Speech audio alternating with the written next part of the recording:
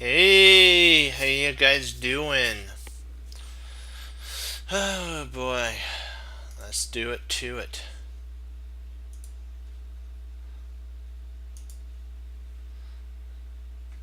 We're doing I did a Dominguez one. I think we'll do that one at the very end, but we'll do a Fabi versus Jeffrey. It's a little bit older of one, but Dominguez was versus a wonder, so that's a good one.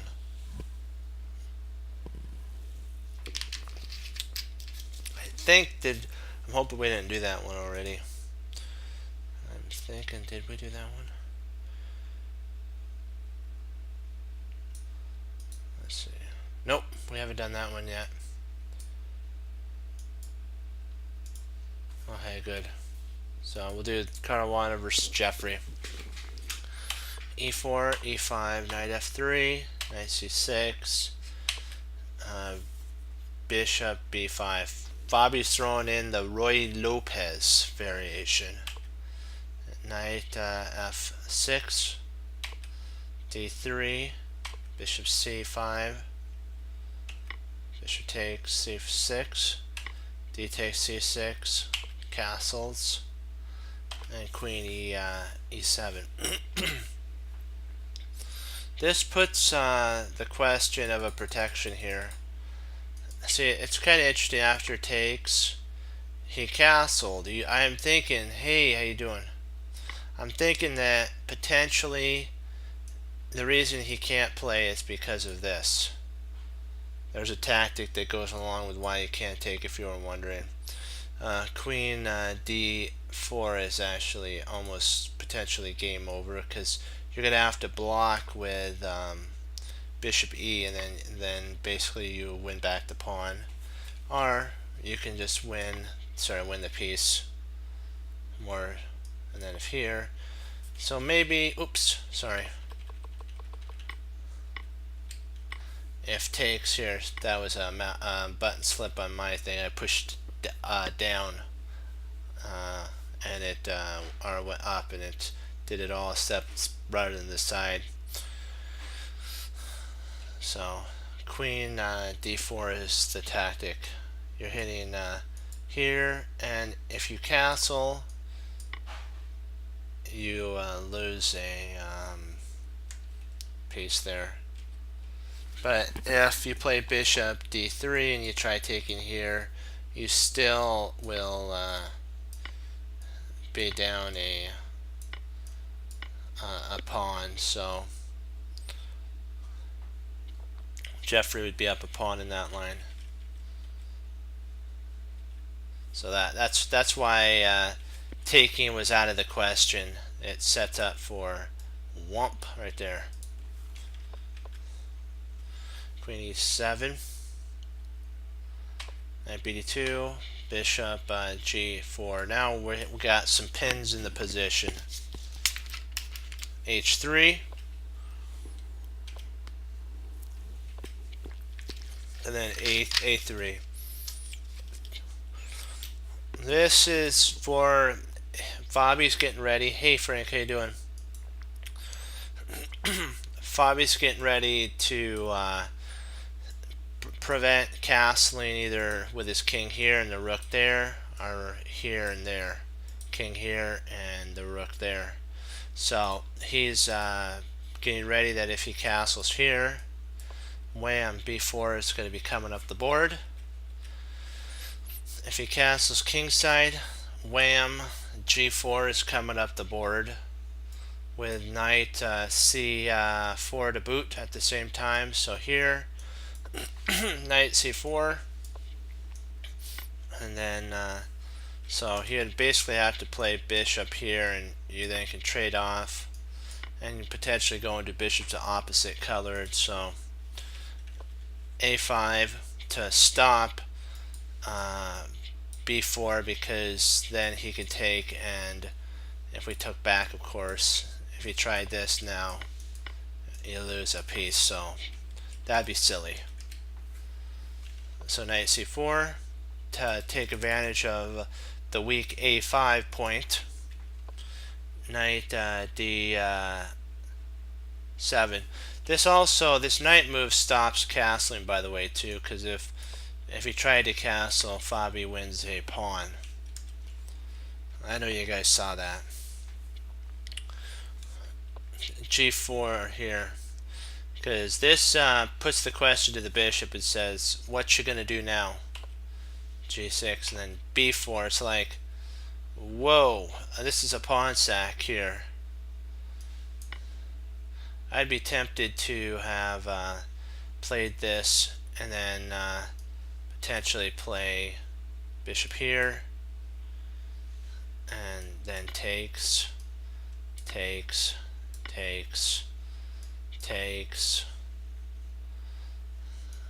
So maybe that was slightly unsound of a move. I was surprised he didn't take here. I think taking is actually best in this line. Yeah, he didn't take. He played bishop b6, which this is really the only line that. And then here, he takes back. If rook takes, queen takes, and then you would have to actually potentially move your bishop back. Queen checks, queen there, queen takes, and now you're threatening to win, so you're gonna have to come up. Wow. Phew. Excuse me, allergies. Jeffrey didn't want to go down that as they say rabbit trail or rabbit hole or whatever, so he just decided to retreat bishop b6 and decide to give up a bishop for. Fabi doesn't want the bishop. He likes his knights. His knights are really good in a closed position, and right now it's a semi-closed position.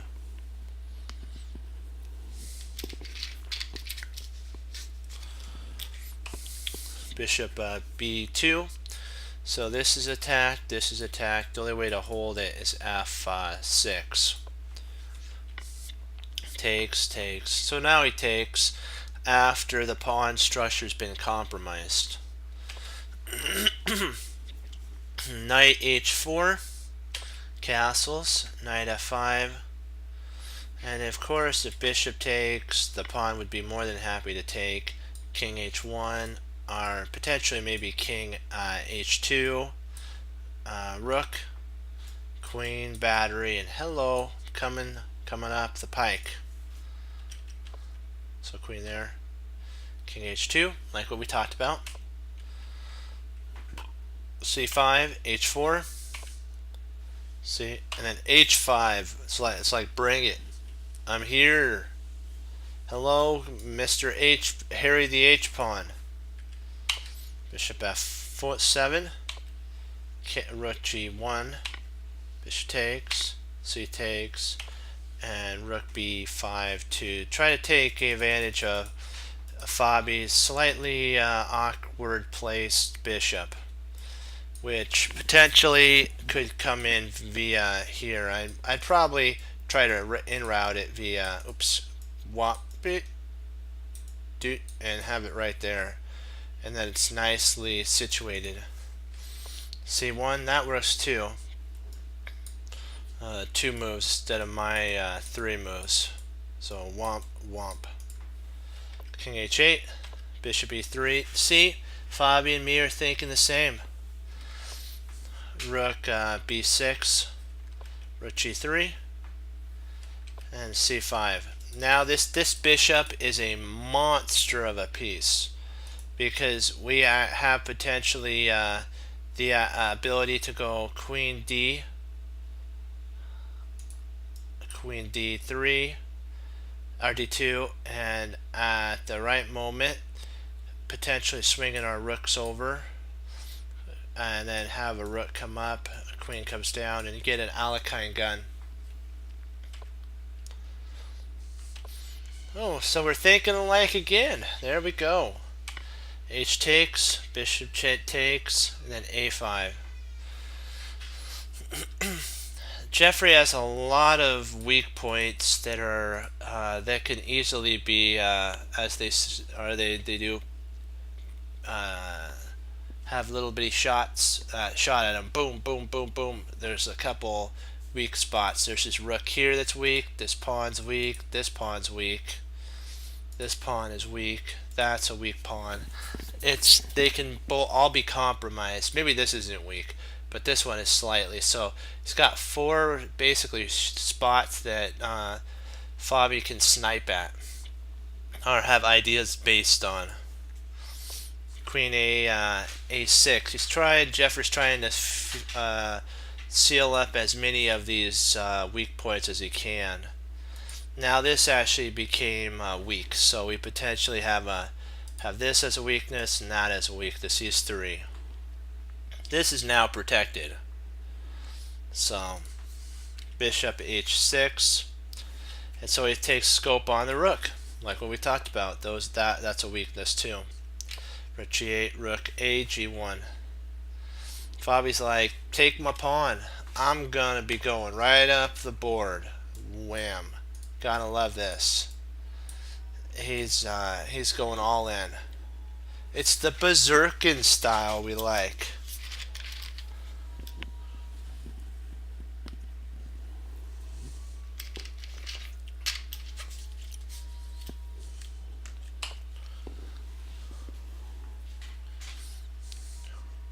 Queen d4, Queen d1, and see, he notices this. That's one thing I gotta say about the supers.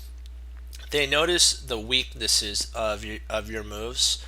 Like Fabi knew exactly when the queen from Jeffrey went over here, it no longer protected this rook, so he attacked the rook. Also got out of a bad position and potentially now can swing over via something like that. Go on the queen side. c5. Knight takes rook. King takes. Pawn takes. Rook takes. Queen takes. Takes. And now he's down exchange and losing at this point. And surprisingly, even though Jeffrey's up a pawn for the, he's not up a pawn, he's down a pawn for the exchange. Rook d1, f, rook a1. So Fabi's trying everything he can to see if he can't take some puck shots via in route there. Because this pawn isn't moving any further down the board. It's stopped by this bishop on h6. Rook a7, knight c5,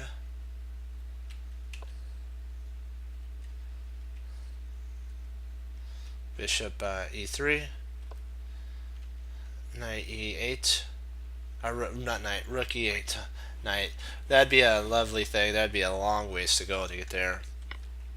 Takes.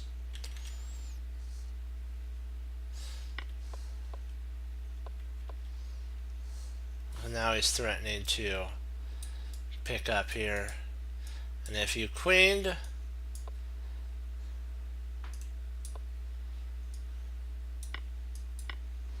and Fabi's all right to, he's up 2 pawns now.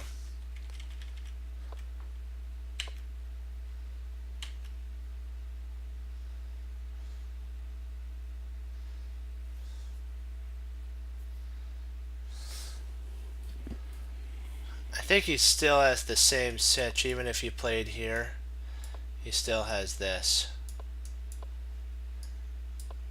And this time he loses nothing. He's actually up 5 pawns. So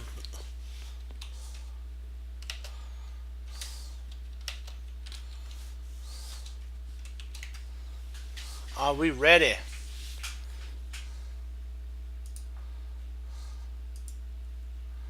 Alright, let's do it to it.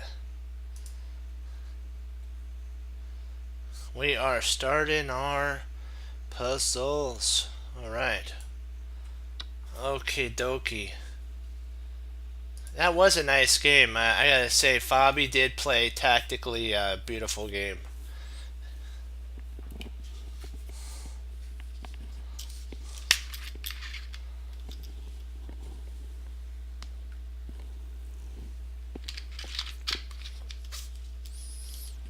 We're gonna go over at the very end. I have another game. It's Dominguez versus a Wonder.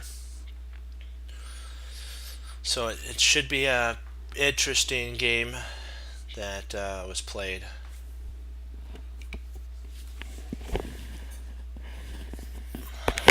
Let's see here. What do we got?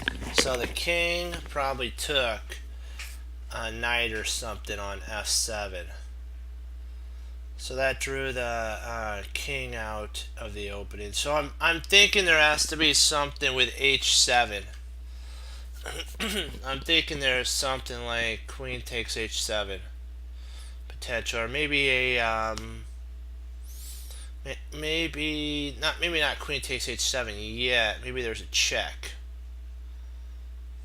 Maybe rook f1 check is an idea.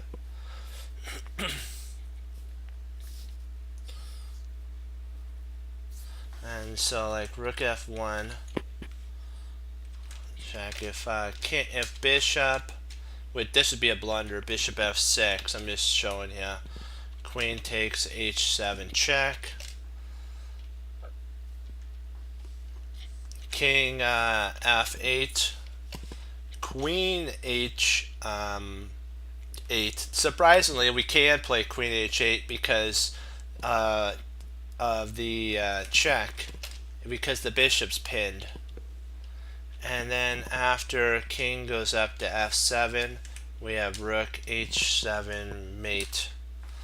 Surprisingly, we could play queen h7 after that because of the pin.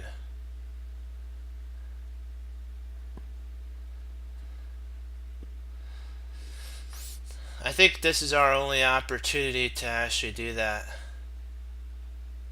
He may try this though. If we play rook df1 check, he may try bishop f5. Bishop f5 might be playable here. Then e takes f5. If knight takes d4, we have f takes g6 check. So that might cause a little damage there.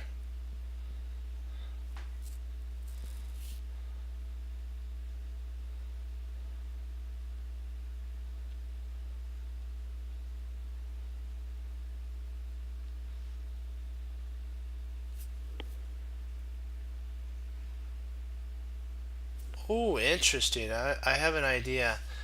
Let's see here. If rook df1 check, bishop f5. When rook takes f5 check, g takes f5, queen h5 check. If king f6, could we actually play queen takes f5 mate or something like that? Can that potentially be an idea?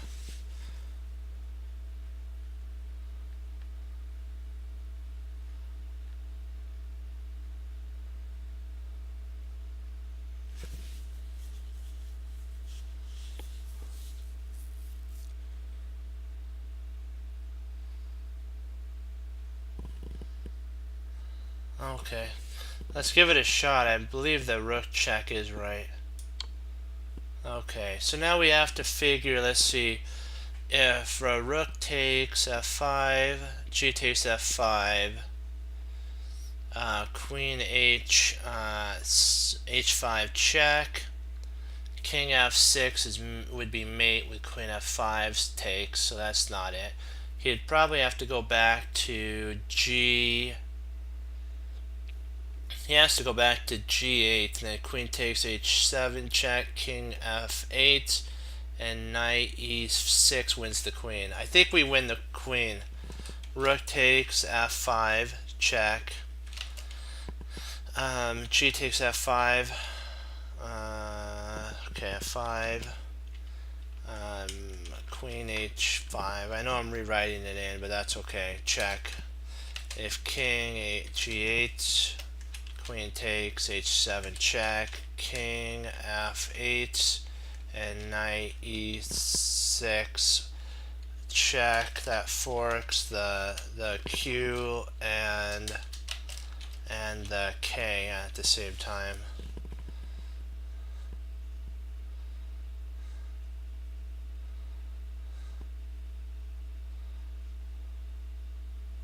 Yeah, I'm gonna just go with it.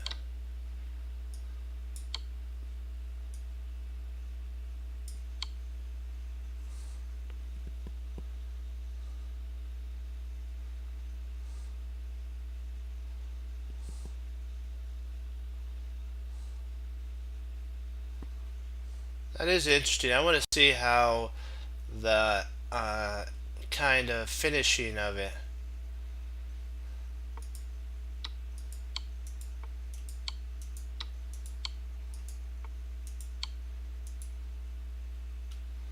Let's see, king f7. That's kind of what I was thinking. So queen takes f5, king g8, queen h7, king g8, g7. Oh, rook f1. Oh, yeah, ouch. Yep, rook f1. That's the knockout. Okay. I just wanted to see the KO on that one. That one was really interesting. Some of those I like to see to the very end because of the knockouts that they actually are delivered. They're really interesting. Um, hmm. Boy, that knight's a pain. It's a pain in the side for sure. Can we take scope on that knight? Make it very unhappy. Let's see here. We could play f3. I'm thinking potentially f3. Well, that's interesting. Bishop takes. But would we be... No, the knight... Well... Bishop takes, knight takes, and then the fork.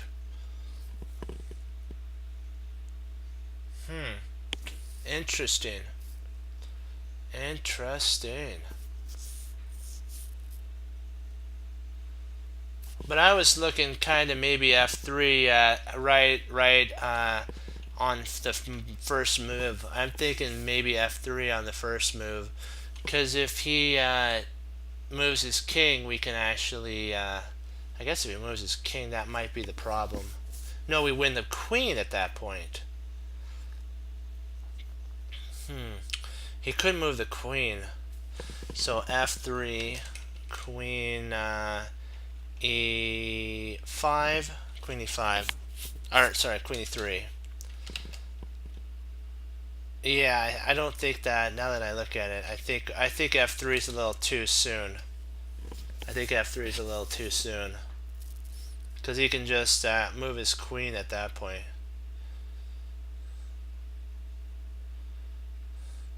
Oh, e4, you lose the queen. It's actually e3. It has to be e3, queen e3.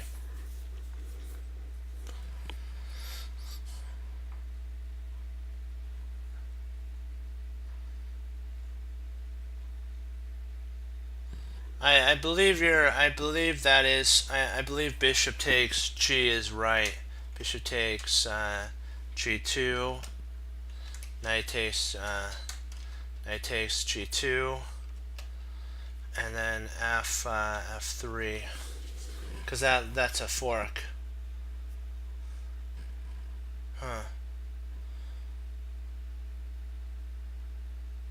What do you think, Frank? I'm going with chess 360 on this one. I'm thinking it's bishop takes g2, knight takes g2, and then f3, which delivers a deadly fork. And there's really no way to stop. He's going to lose the queen. He's got to lose the queen.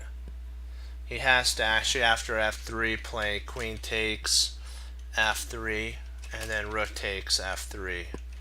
That's the actual continuation he has to take. If he doesn't take any moves, well, I guess we can still push our pawn and still have an attack. That is interesting. I did actually, right after that, I did look at, I do see what you're saying about king h2.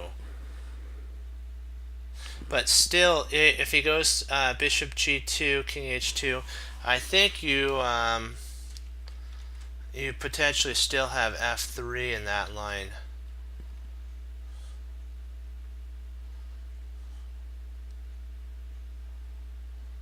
And then when queen goes to e3, we have bishop takes e5 check with some damage. He can't go e4. e4 would be taken by the pawn.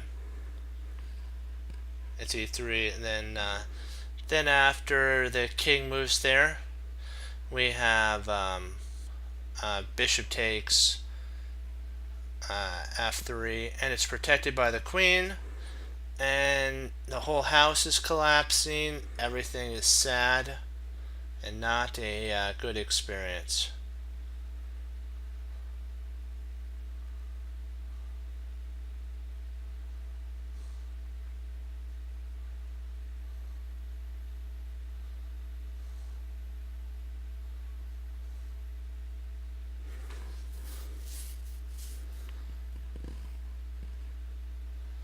Let me see.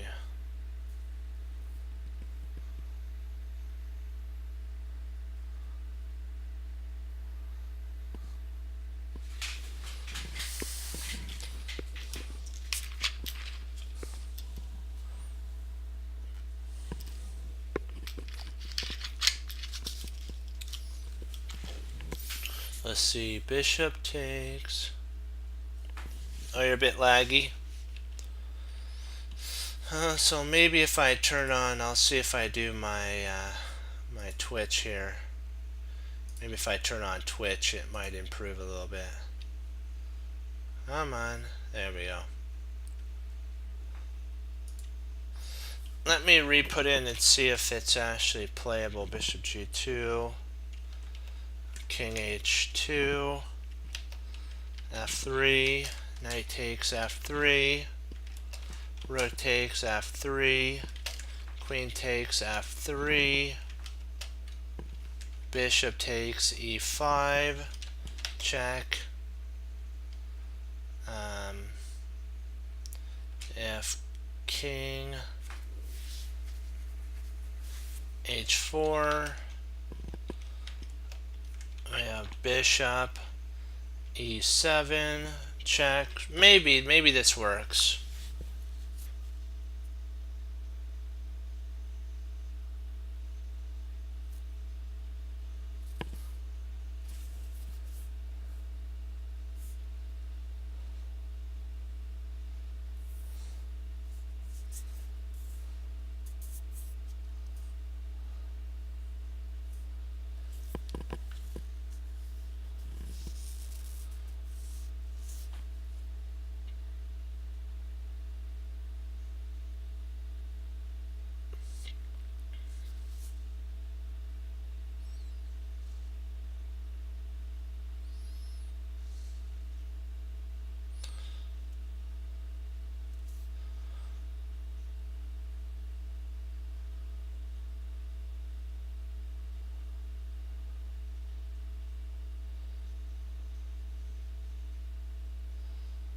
trying to figure out if we can't play bishop e7, but then there's king h2.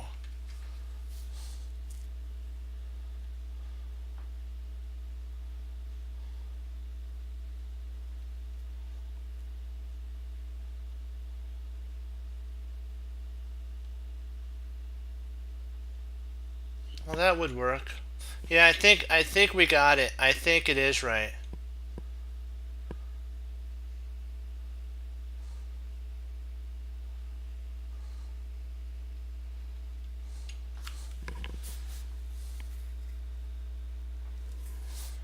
Yeah, he trades off. Yeah, let's go with bishop.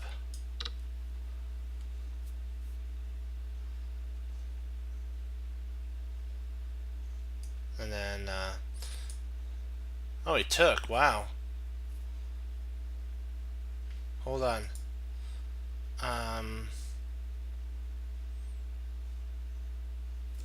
Would bishop f3 check win at that point?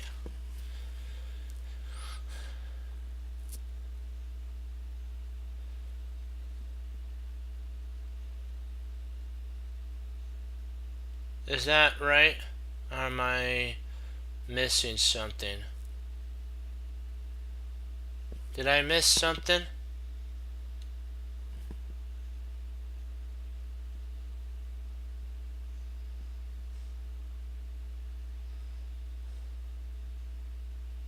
Do you guys see anything I'm missing? Is it bishop f3 check, and then if king h2, bishop takes f2, or bishop takes e2? Is that right?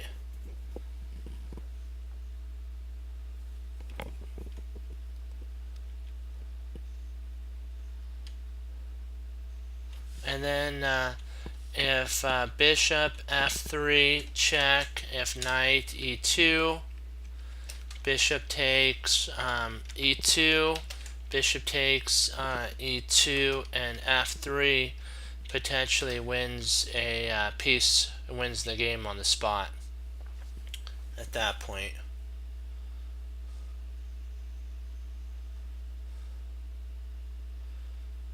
Is that, am I going down the right track on that one?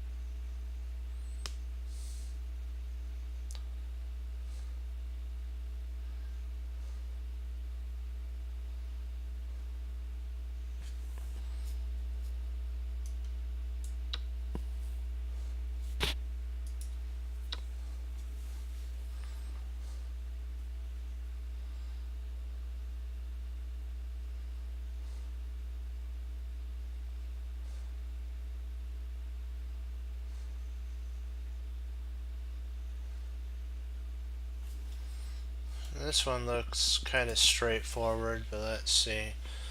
Rook f7 check, king c8, rook f8 check, king c7, rook f takes b8.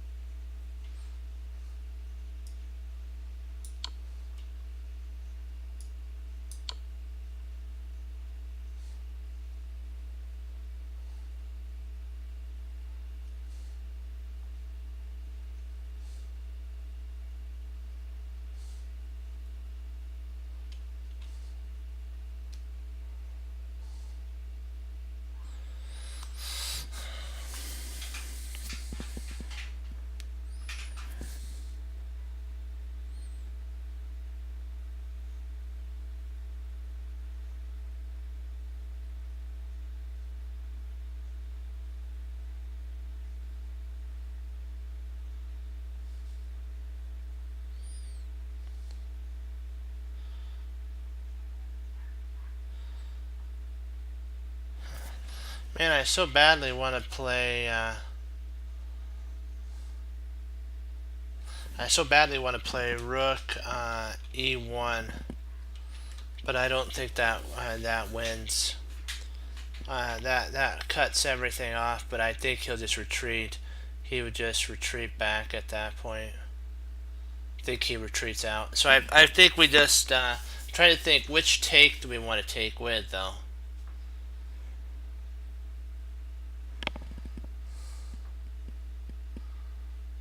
Yeah, I think that does threaten mate.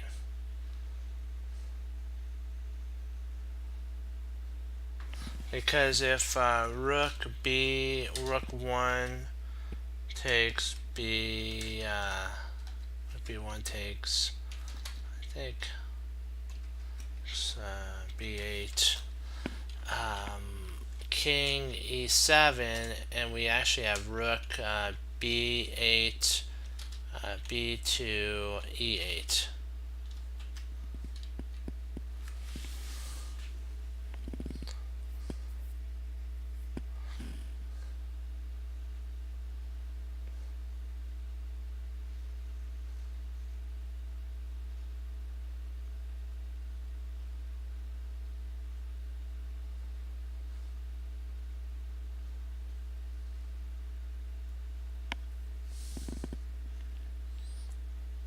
Trying to figure out what would be most effective.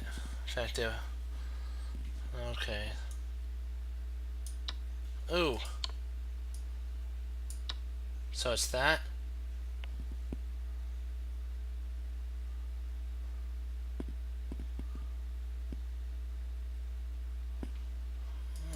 Interesting.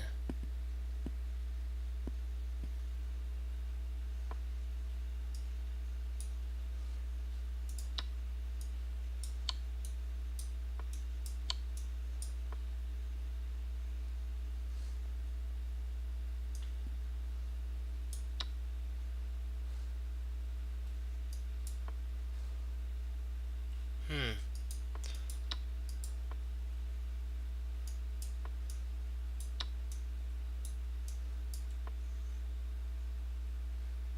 Oh, G5. Oh, drat. Drat. Yeah, that does cut. That cuts the problem out, doesn't it? Ah, yeah, because we're threatening mate at that point. This would be mate here if he moved his rook, like something here. That's checkmate. Ah, drat. I'm sorry, guys. We were doing so good on that. We'll get it right this time here. There we go. That was me. I apologize. I thought for sure that was right.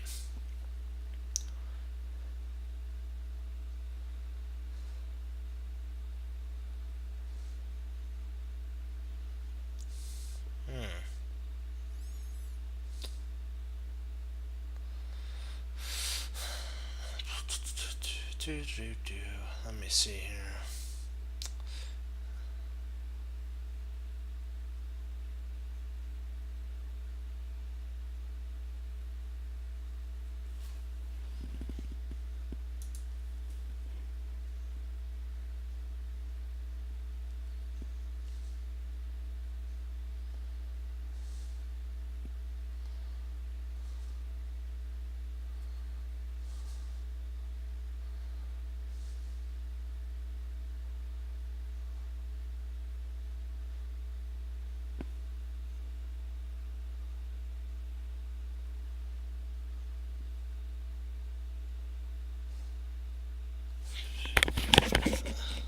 Trying to see how to make this work.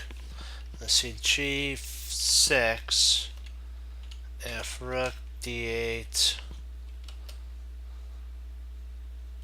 King E7,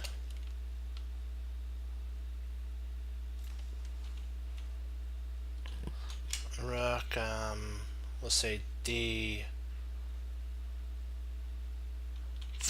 Rook D5, Rook takes H7 check, King G, King G8.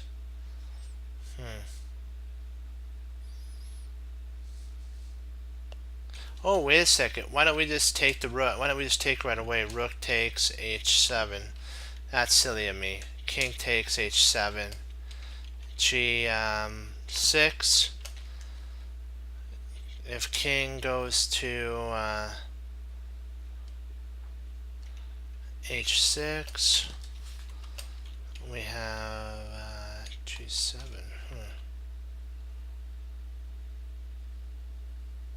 G7. Let me see here.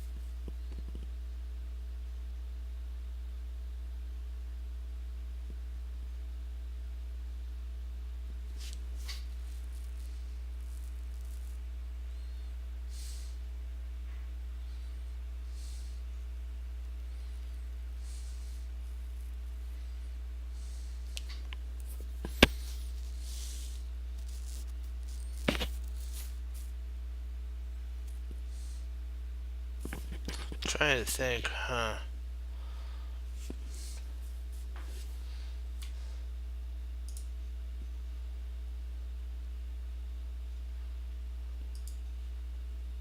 What do you think, economy?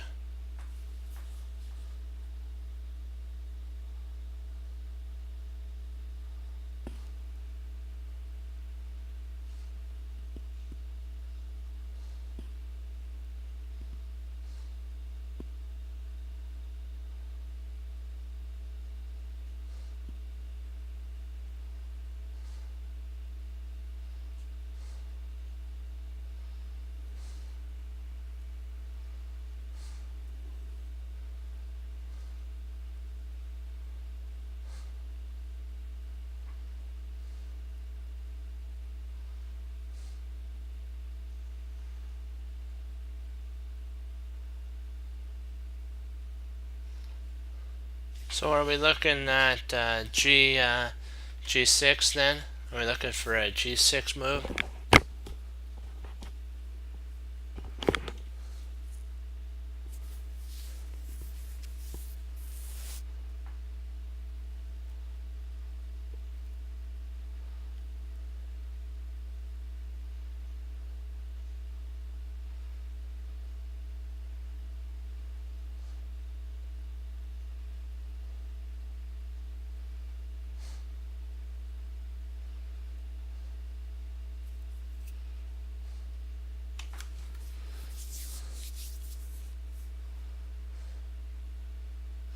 Yeah, because I'm thinking that if G6, Rook F4, King E7, Rook E4, King F6, Rook F4, King E5.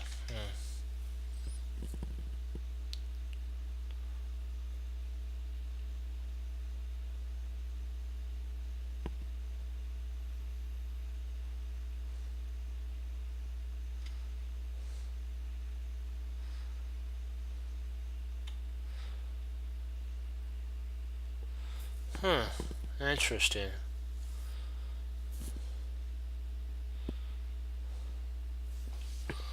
If Rook E6, Rook F4 potentially, check, then Rook F6, and he has really nothing to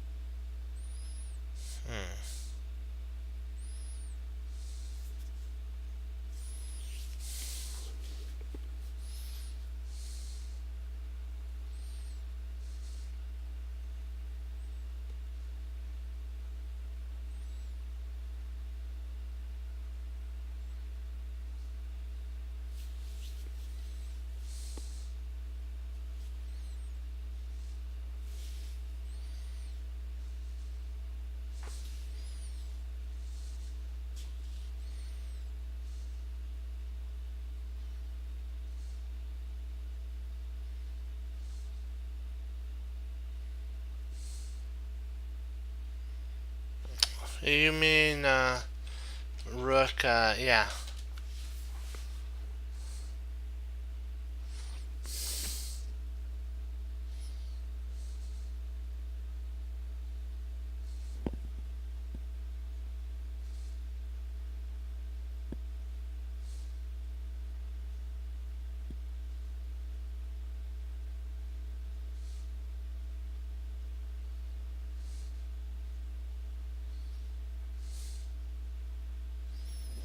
Let me check one thing out. Rook takes h7, takes h7, g6, king h6, g7, rook f4, check, king g8.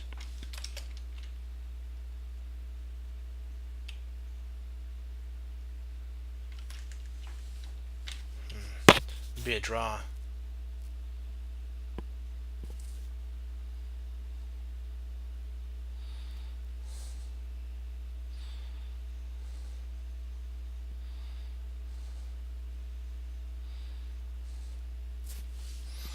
And then if rook takes h7, check, takes h7, g7. If rook d8, king e7, rook has to move. And then, or if king takes g7, king takes d7, and it's a draw.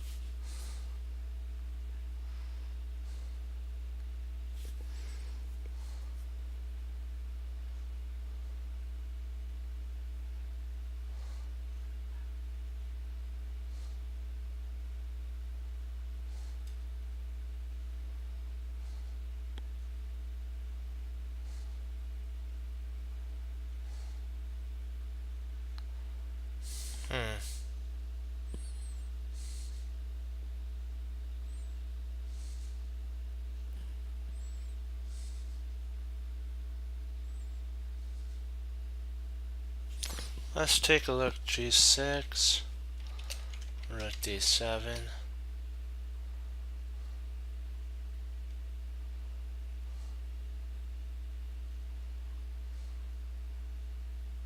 Yeah, I think it would be a draw at that point.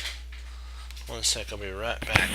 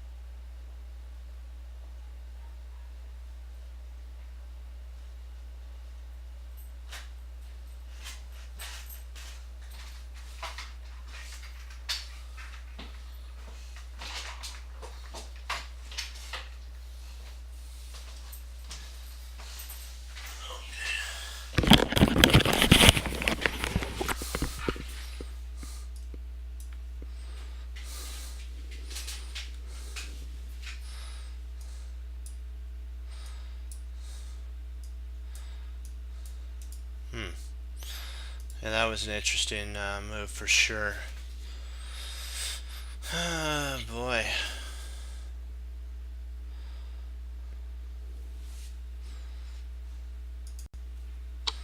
You gotta love it. Okay. It's an interesting pattern for sure. G6, so we're right there, takes, and we have to remember this is the pattern right here. Rook, because if he takes, it's mate. And if he moves, and then he takes,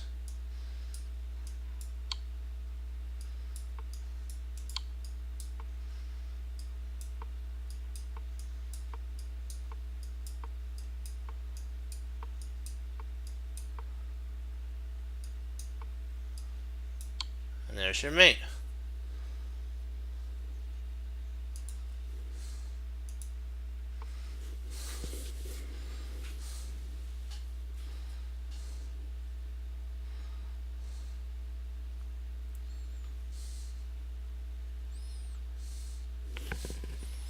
Sometimes you have to get up and walk around a little bit, and it clears your mind on the move sequences that need to be put in.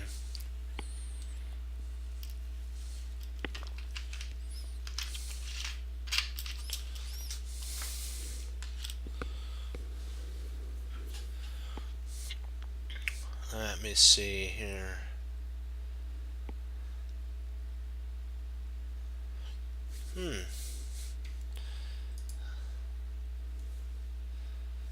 Would knight g4 be playable here? Phew, excuse me. No, pardon me there. Okay, nobody currently hosting.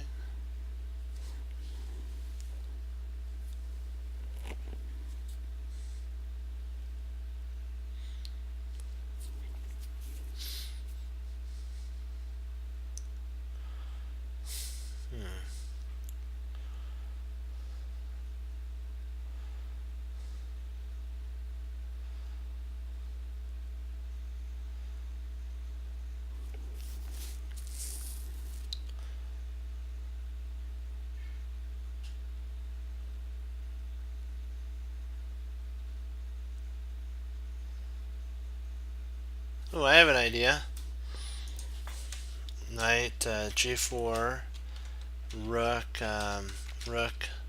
f e1, knight h2, knight takes h1 h8, and then knight to f3 is mate.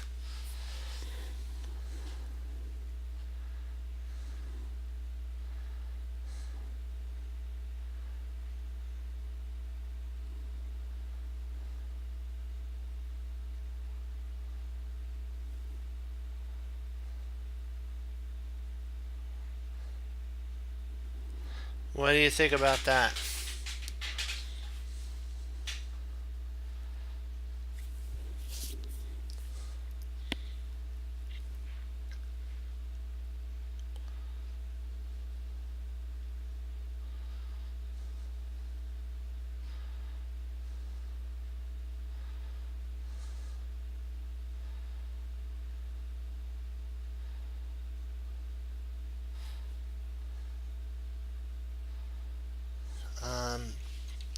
Bishop takes h4, wham. Bishop takes h4, womp. And then after g takes h4, knight to f3, mate.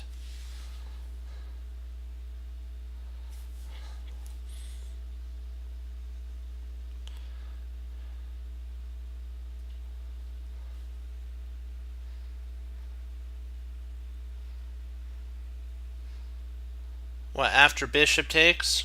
That's That's fine. Then we just move our bishop back to, if he doesn't want to take the bishop, we just move it back to bishop to e7 and we block. Actually, sorry about that. Let me see. No, we win the queen. We potentially... We can actually mate at that point, can't we? If he doesn't move his rook, we actually mate. So if knight g4, if knight h4, we have queen h2 mate. So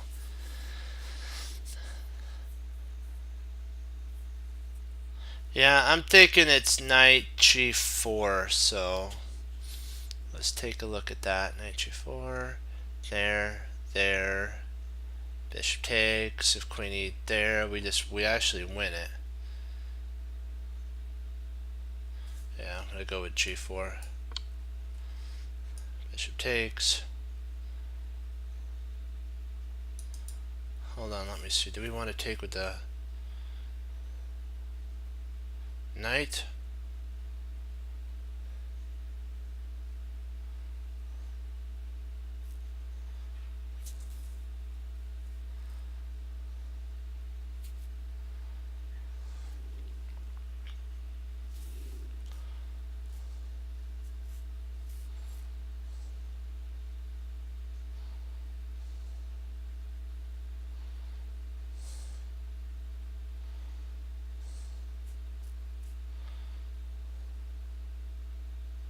Ah, yeah.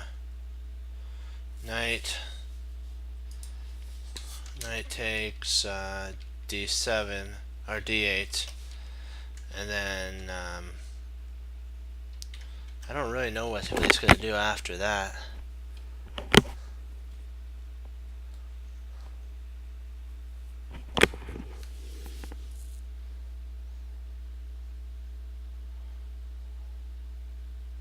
Yeah, let's go with the knight takes.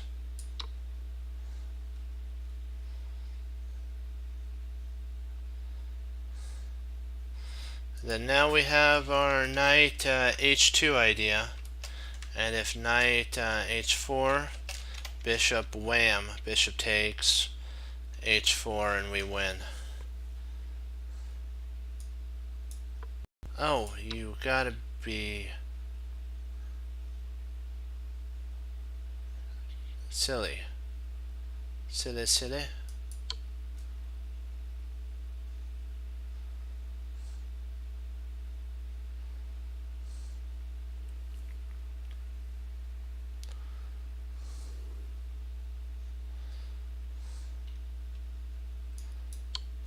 No.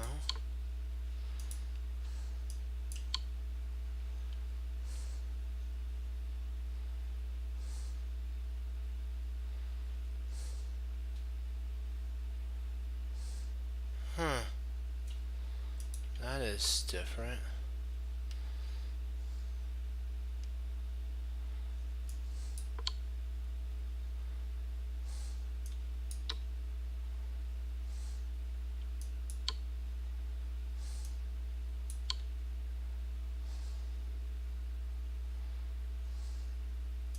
That is interesting. I want to see why too. I'm kind of curious. I'm curious on this one here.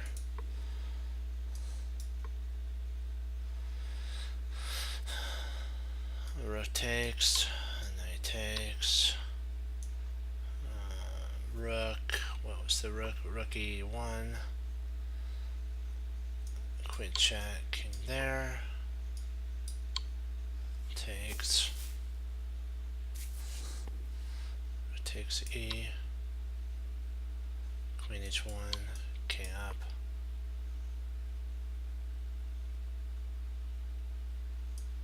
Ah, it's a fork.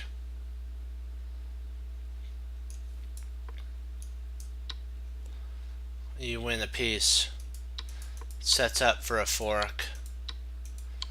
B.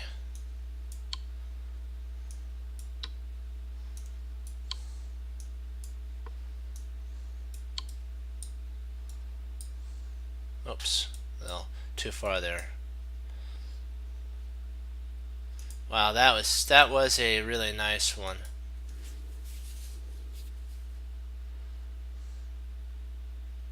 Who'da thunk? Yeah.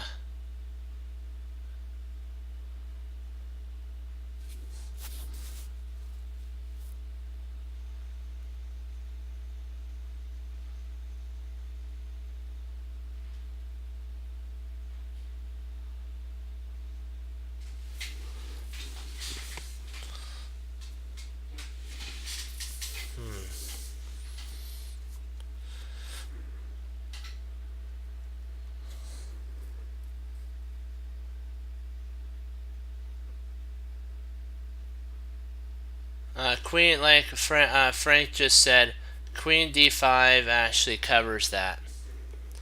I didn't think about Queen D5 that it could actually be played. But that was a sneaky line. We got to remember that. Always look for secondary forks.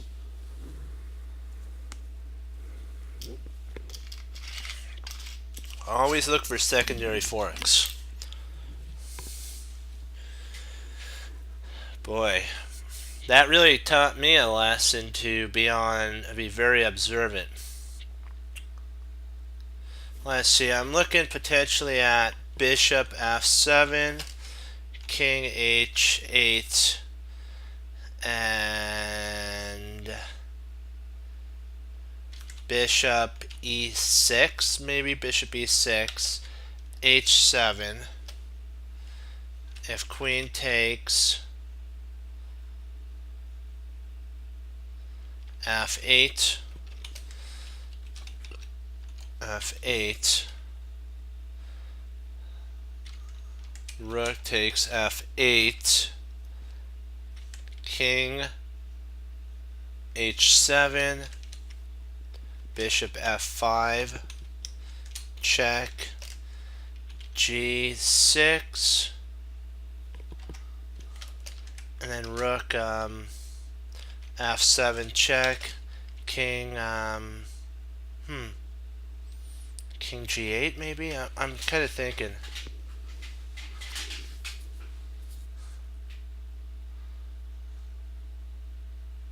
Okay, I see what you're saying. So we may have to change our bishop move to one spot over further. Interesting. Nice find there. Nice spot there.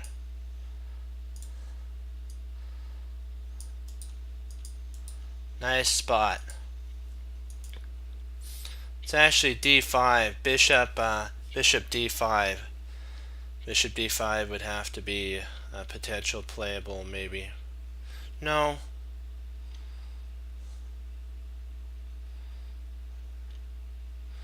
Ooh, maybe no. That wouldn't work. No, the Bishop D5, I think he would just play Rook takes D5. We don't have any check at that point. Bishop D5, he could play Rook takes D5. Oh, that is true. He can't play Rook D5 because of Queen. Oh, wow, that's right. Queen takes F8 would lead to Queen takes F8, Rook takes F8, mate. Yeah, okay, that does work. Yep. Right on.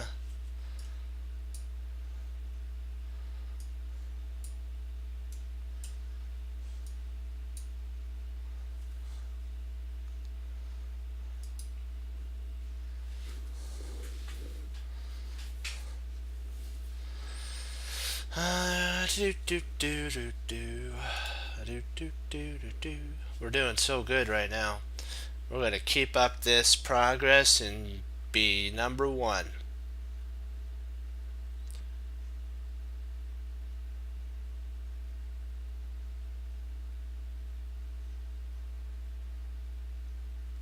Let's see, B4, F takes G5, King, G6, E5,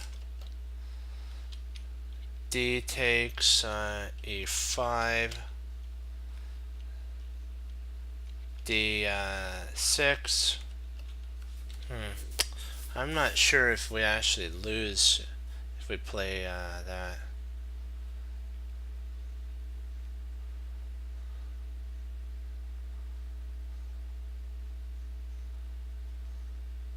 Where did I get king takes of? That's, oh, what in the world? That's, oh yeah, that's right. King takes g5. That's right. Check. King g6, e5. Yeah.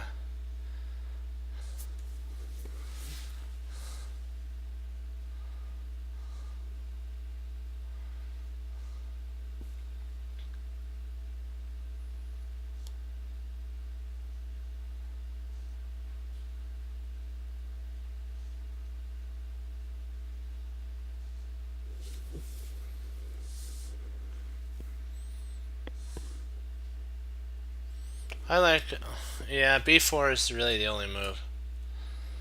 And then, so king f7 at that point.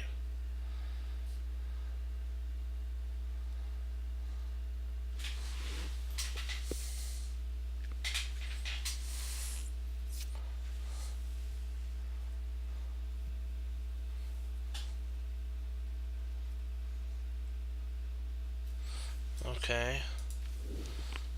King e7. g6. B takes c3. g7. c2. g8 equals queen.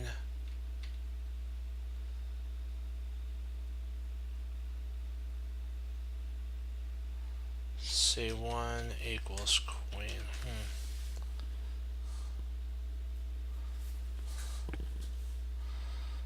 Alright. Wow, I can't believe he didn't push. That's crazy. That pushing would have actually held. It would have caused some damage there. Huh. I think we might have to play b3 now. See, yeah, b3 is the only move now. b3 is the only winning move. Because if we take king e, he stops. Yeah, b3. It's the only way to win. It's the only way to win.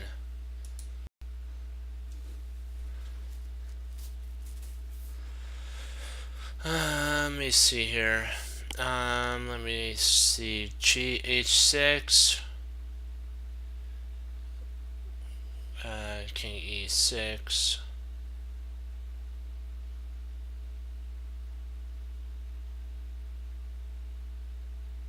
Let me see here.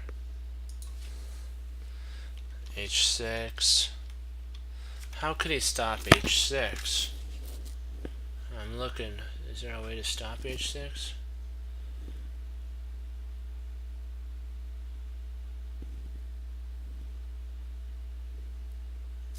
h6. Oh, check. That's how he stops it. And then when we move our king up to d5, he'll play knight f8, and that's how he stops it. Darn it. That's not fun. Not fun at all. I don't like that. No, no, no. We don't like it when our opponent actually stops our ideas. We want our ideas to be free-flowing and happy, not stopped by our opponent. Let's see, how can we move our king?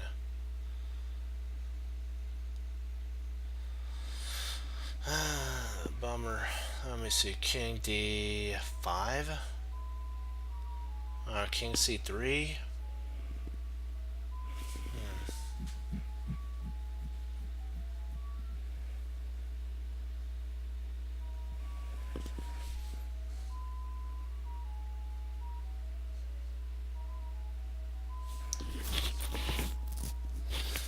King d5, knight f8, maybe king c6, king c6.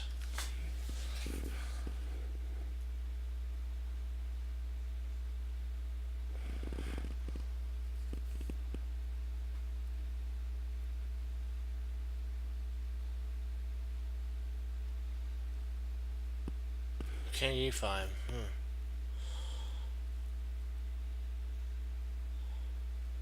Okay, so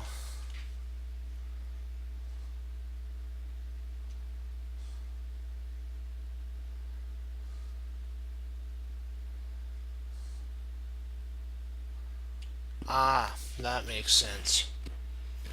So king d5. Oops.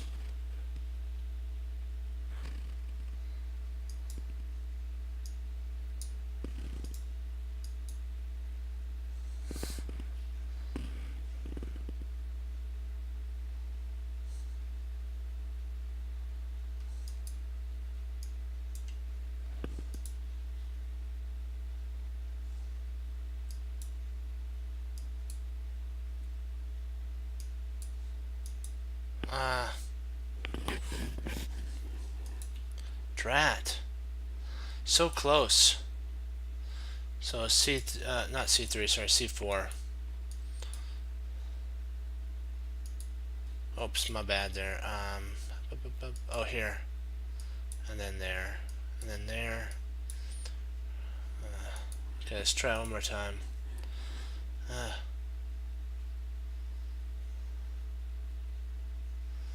Okay, there. Here. There.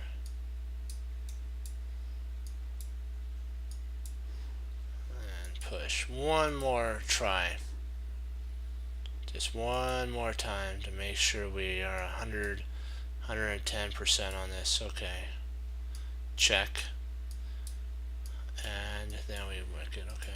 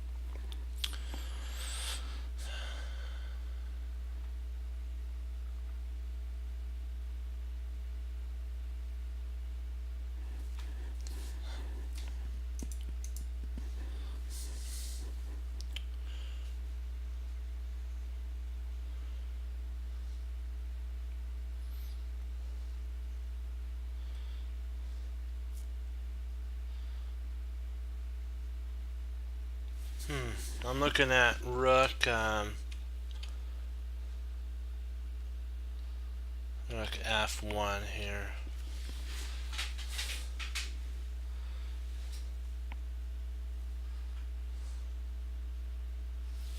See, rook f1, queen g8, queen g8, rook takes f8, queen takes f8, queen h7, takes h7 mate.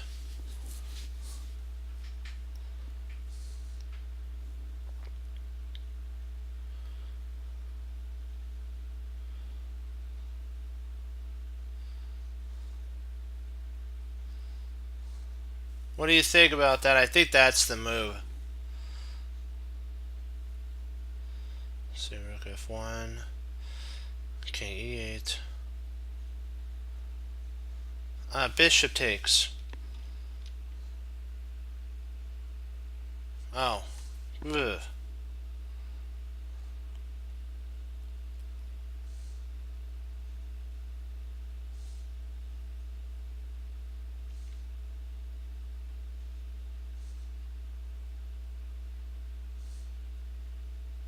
Ooh, interesting.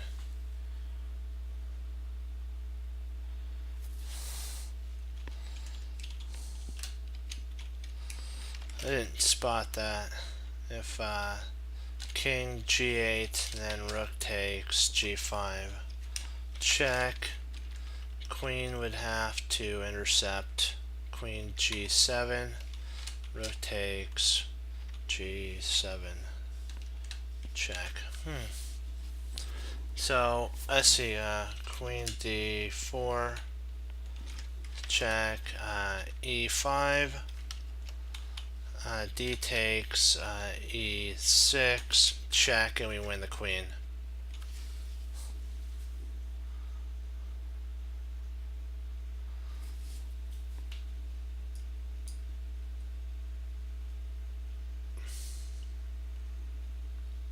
And now we actually have rook F1.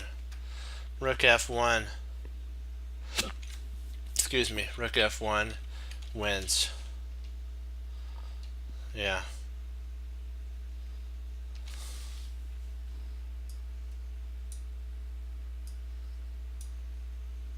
There she be. Hoorah. Yeah. Yes, yes, yes. Okay, we got him. Yeah. We're taking it. We're taking it home. Chess Cruncher is winning. The Team Chess Cruncher is winning. Yeah. Okay. And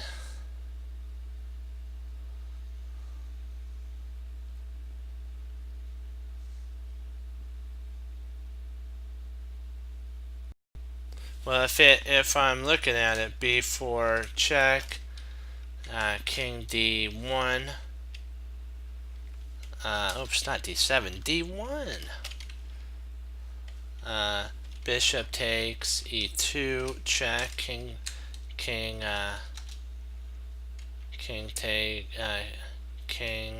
takes E2.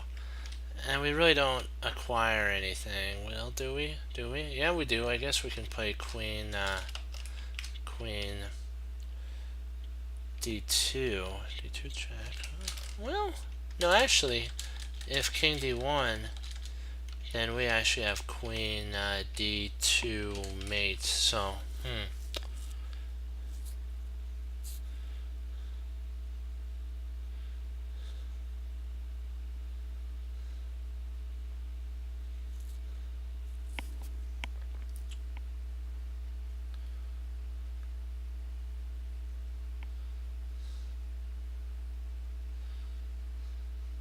yeah.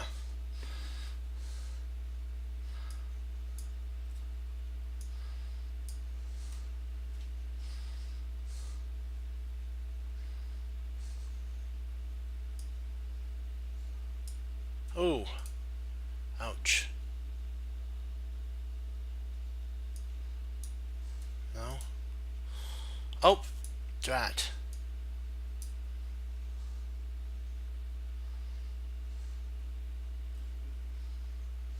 Doesn't that... I thought that would, I thought for sure that would work. That's different. Is it a faster mate?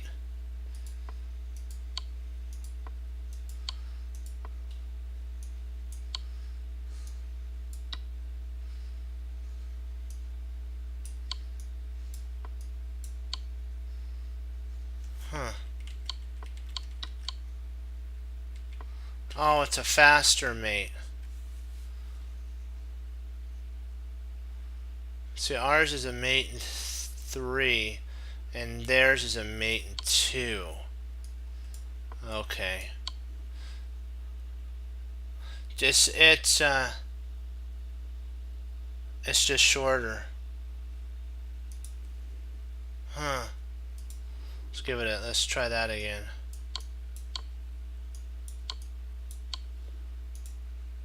That is just weird.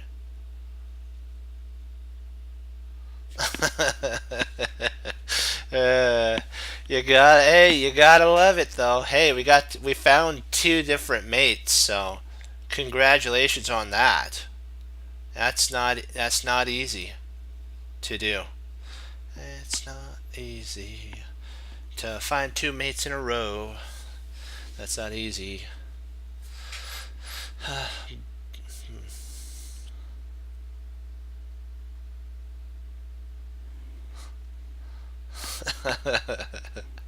That is funny.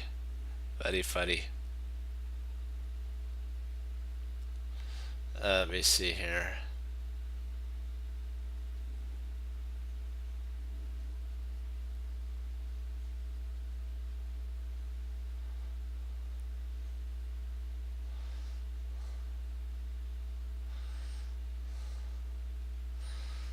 Yeah, rook g8 also has a mating threat with it. Oops, hold on. Rook g8 check. If king f4, knight d5 would be mate.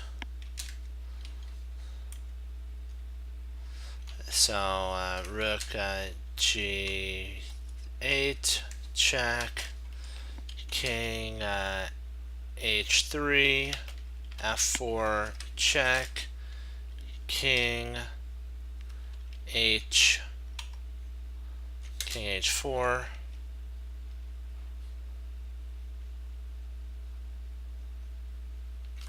knight f5 check, king h5, bishop f7 check, king h6,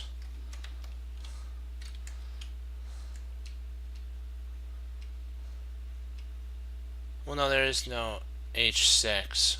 That would be mate, sorry. Queen f7 would be mate. There's no h6 because the knight covers h6. So that f7 would be mate. So rook g8 check. Say king f2. Rook g2 is mate, and that's mate as well.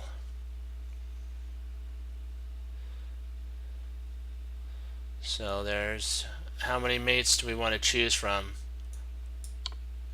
Oh, so he wants to go down that. Oh, wow. He wants to do that, mate? Whoa. Hello. Huh.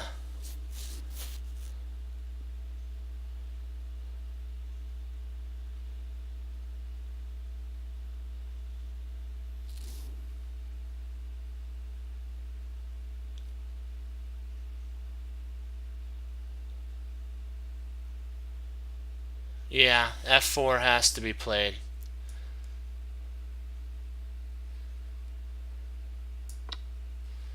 And then now we can actually mate here. Let's see, that's taken. That's taken. King takes. This is mate.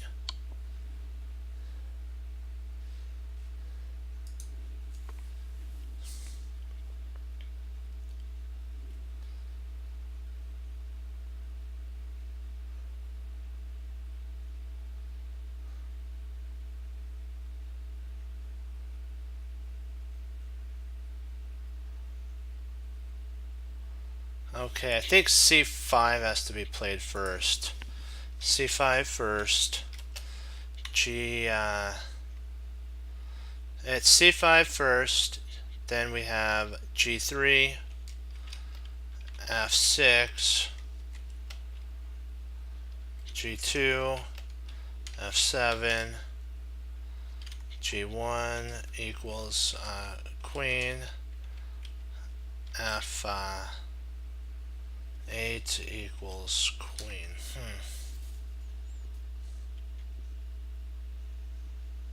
If we, it does it, f6. Oh yeah, you're right. That is it. This one. Hold on, let me see. f6. King takes d6, c5. King e6, f7. King takes f7.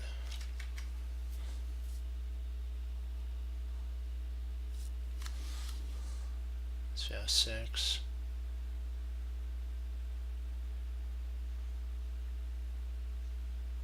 Oh, c6. Okay.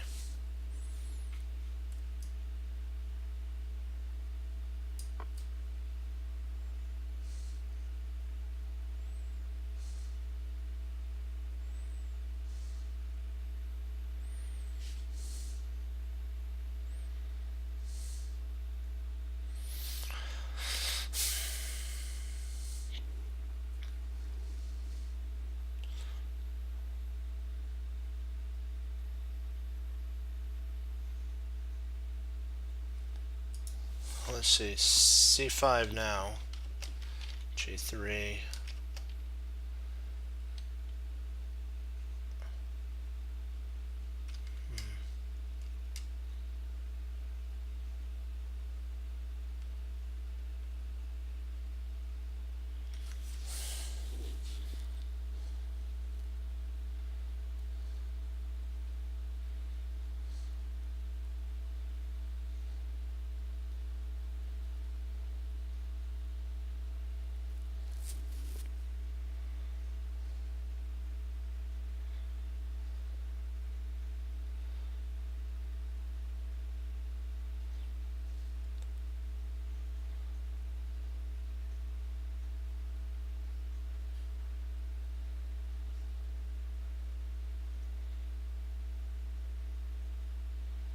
Let's see here.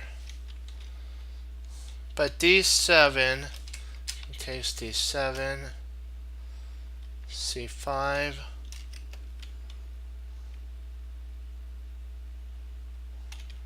g3, c6 check, king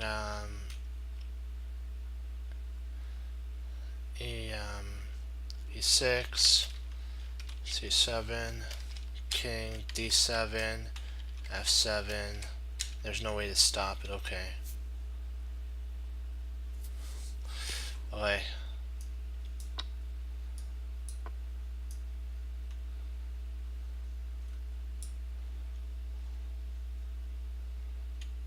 So there. So c6. If king takes f6, c7, king e7, and then c8 equals queen.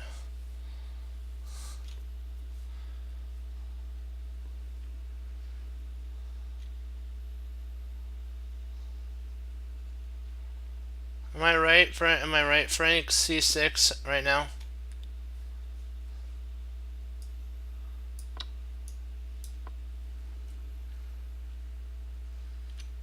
All right.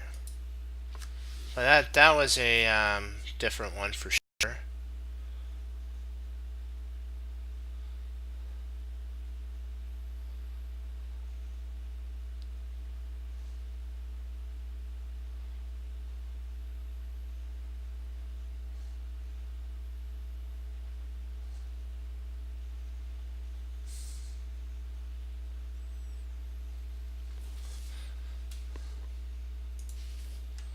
Queen h4.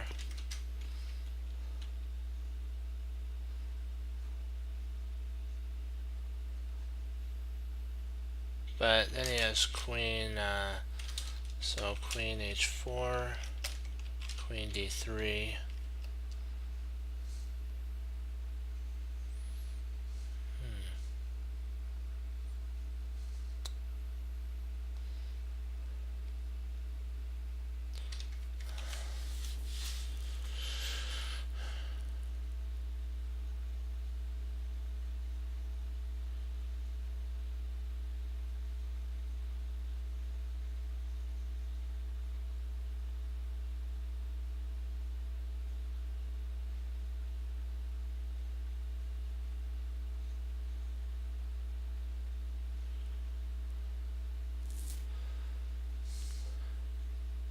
We have to cover h5. We have to oops.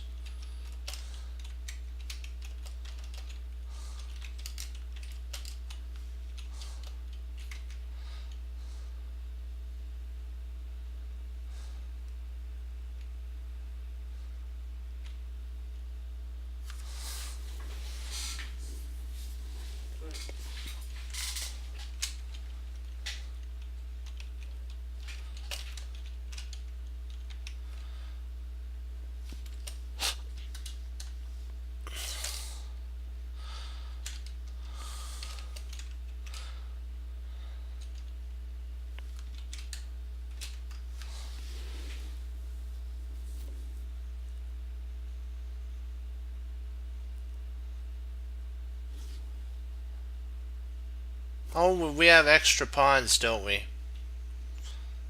Let's see. Oops. Oh, e5. Oh, mouse slip. Oh, God. That was my fault there. Ah, that holds. Oh man, I put it on the wrong one. That was. Can't believe that. Some reason no, can't believe that.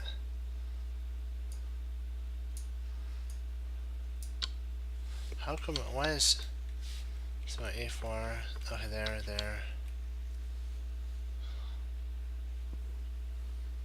I'm sorry, guys. A mouse slip on my fault there. That was my thing. Can't believe that.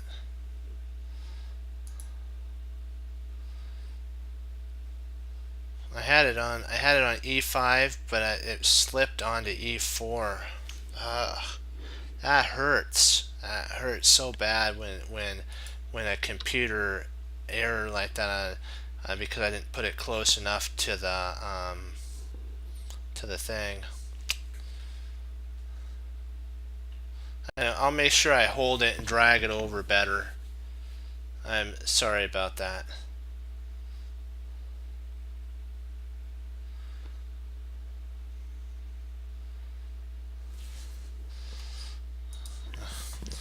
It's a good thing that the Lord is always perfect, so he doesn't make mouse slips.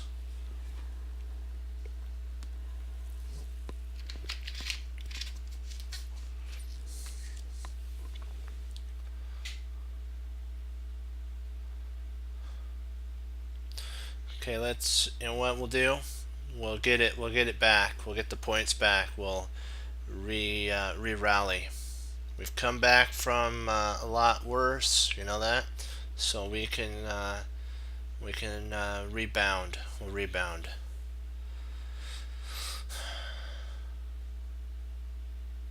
Let's see here.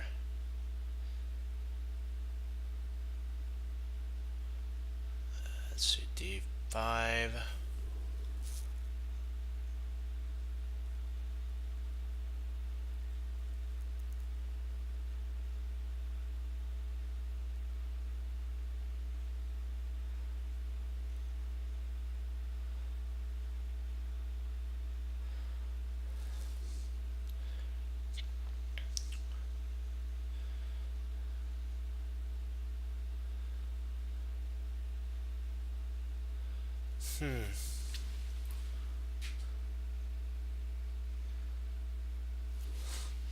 Should be interesting here. So d5. I was looking at this. d5.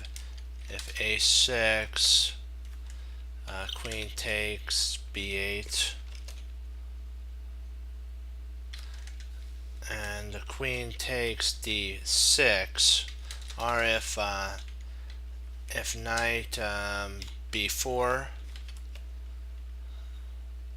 we have queen takes e4.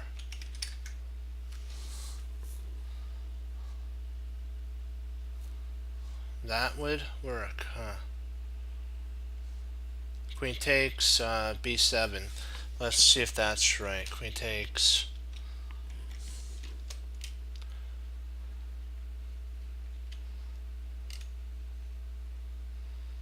b7.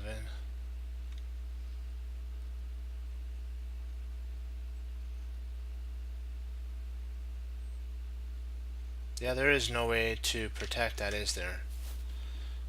There's no way to. I'm looking. Queen takes b7. Rook b8. And then queen takes c6 check. Queen intercepts on d7. Then we grab another knight. So we actually go up 2 pieces. So yeah, we go up 2 pieces in that line. Okay, queen takes e4 and it covers c2, so we're good at that point. So queen takes e4, That covers c5 as it covers c2 fork. Yeah, covers c2 fork. Alright, let's get this back. Let's get our points back. Alrighty.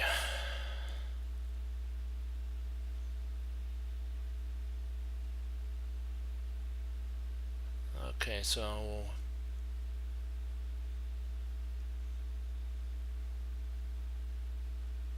let's see here. I'm looking at first glance d7. d7 is interesting. If rook d8,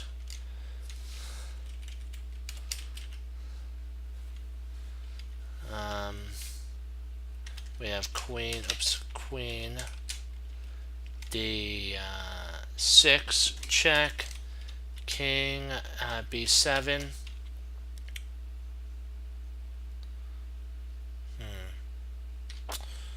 I don't know what to do after b7. That is a maybe we could attack the rook with queen e7 at that point. Maybe queen e7 is playable. But then plain old queen takes d7 actually solves that problem. Oh no, we have, oh silly me, we have rook, silly me. We have rook c7 check, and then king has to go to a6, and then we have queen d4, queen d3, sorry, queen d3 check. Only move is b5, and then queen d6 is mate.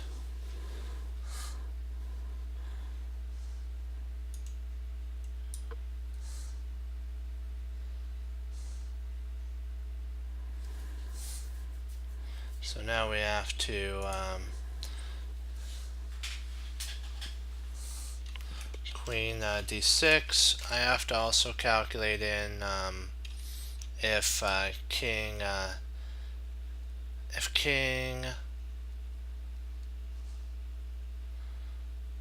a8, king a8.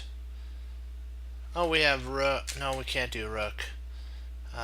King a8, queen c6 check, king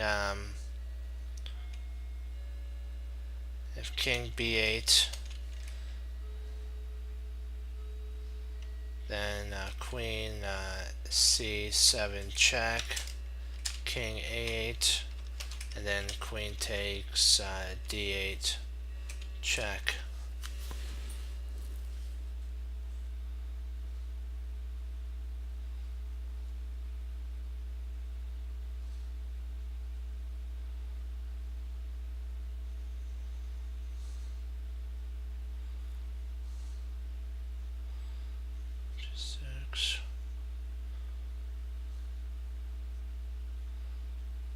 Yeah.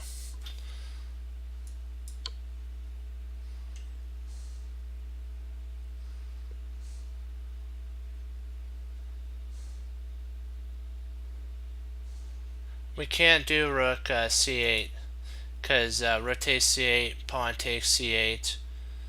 I mean rook, pawn takes, and then queen takes, and he's got c6 covered. So we'd have to play queen c6 check, and king a7, and then queen c7 check, king a6, and then we win the rook, and basically the pawn would have to flow maybe. I'm not sure in that. This one's kind of a interesting one for sure.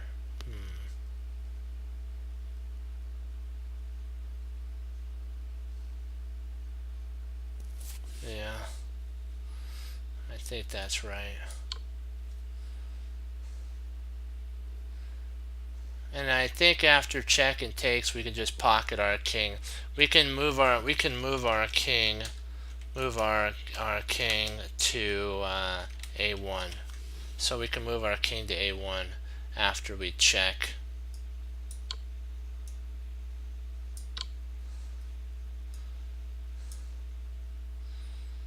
I think.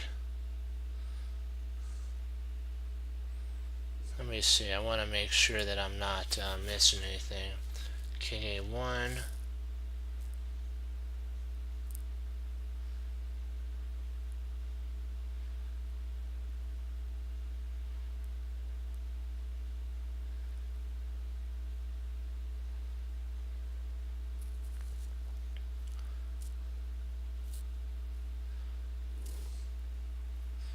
See king. I think king a1 is safe. I don't really see anything to have a problem with.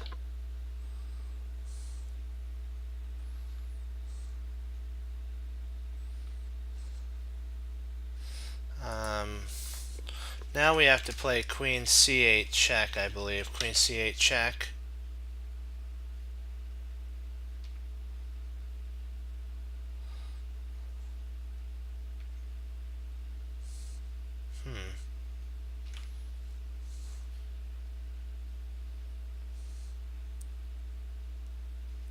We can't take the queen. We can't take the queen because it's mate in 2 at that point. So I'm thinking queen c8 check. If king goes to b5, we have a4, and then we have mate on. Okay, we got it here. Okay, queen c8 check. If king b5, a4 check, and king b4. I don't know what I was thinking there. King b4. That's funny. Queen to c3 would be mate at that point.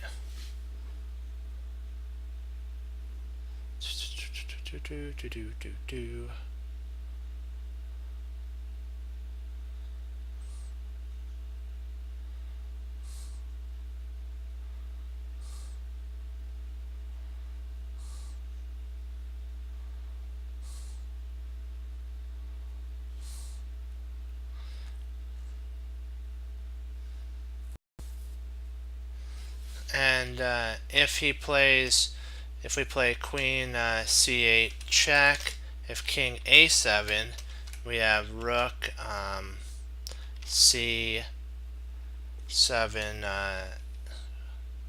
Sorry, rook's. What am I doing? Rook c7 check, king a8, and then d8 equals queen mate.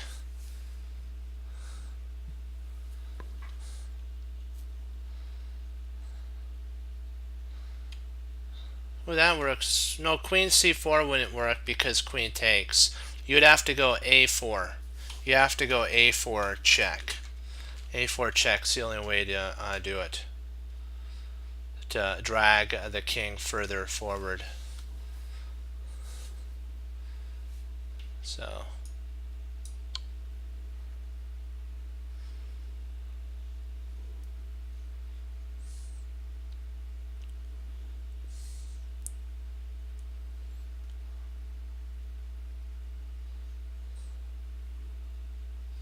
So let's see, where do we start out? There.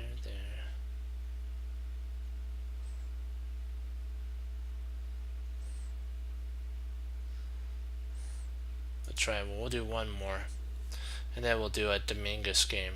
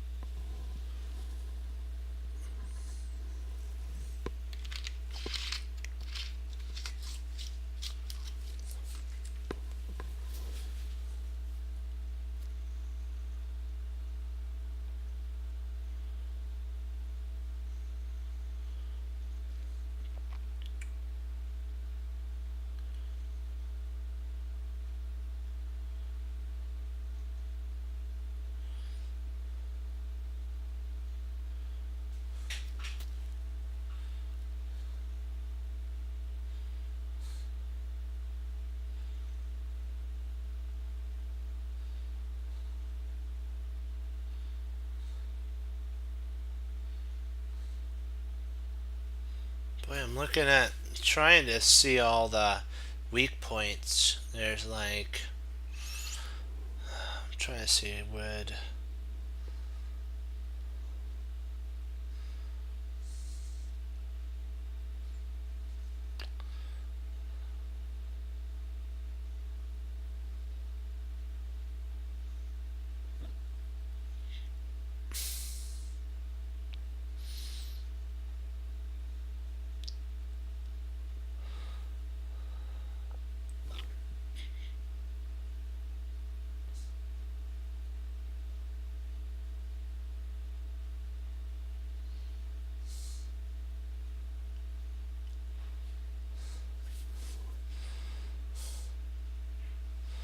Let's take a quick look at that queen d3. Oops. Queen d3. Come on. Queen takes d3. Queen takes g8. Queen.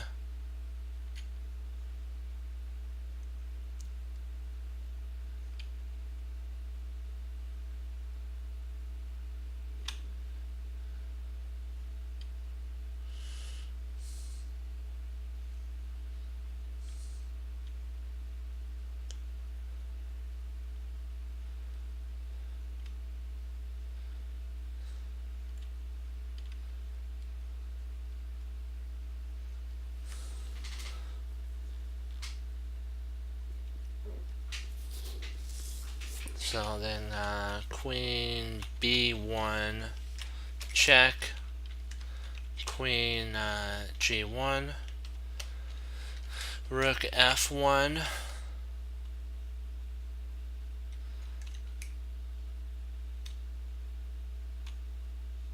if rook h,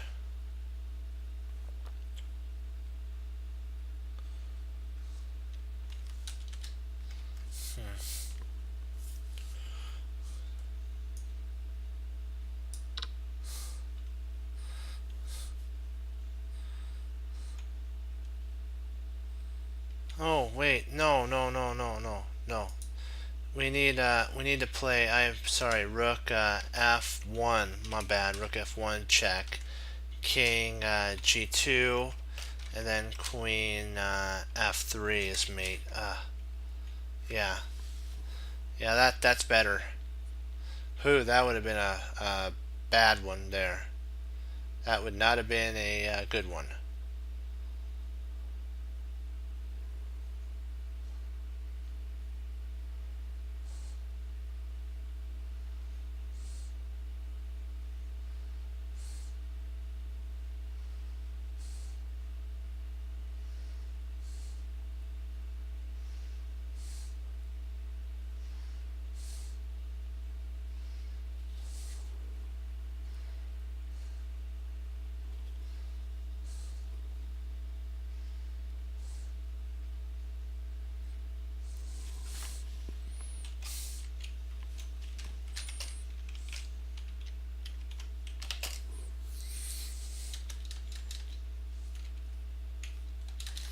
Yeah, I think that's the only. Let's see.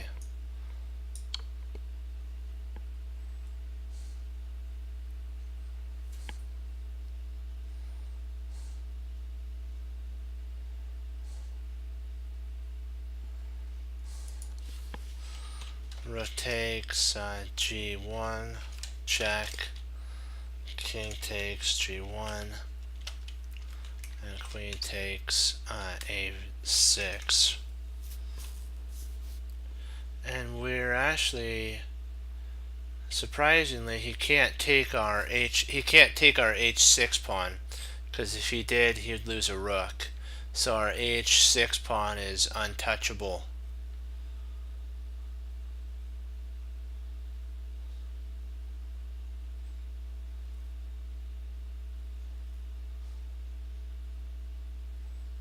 Right, but don't we win the knight though, and our and we're still up material, right? Rook takes, king takes, queen takes a6. rook takes h6, and we play rook takes e2. So all of our pawns are as safe as can be. And now we're up material, and we could start taking scope on b2 and c3 and b4. So I'm thinking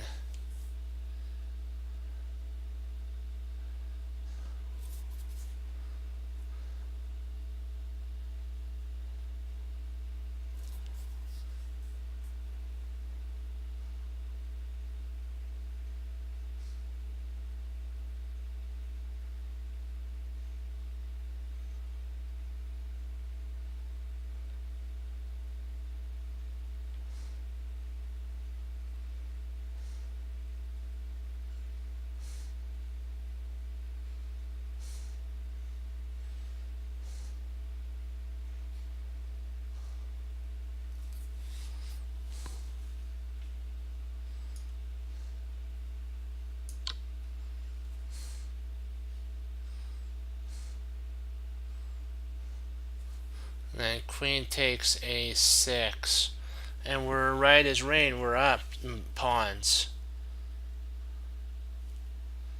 Yeah.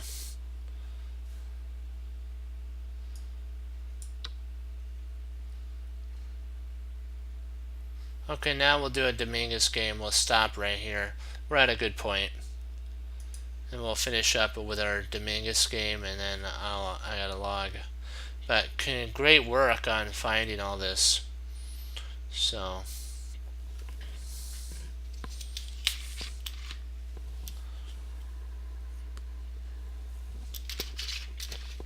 Come on, are you lagging on me now?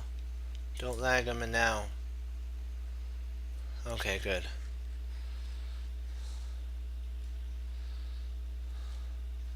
Actually, we have a queen, plus 2 pawn, queen plus I think a pawn for rook plus rook. If you want to do a count, that's basically what we have. We have a queen and a pawn versus a rook and a rook. We're up 1 pawn.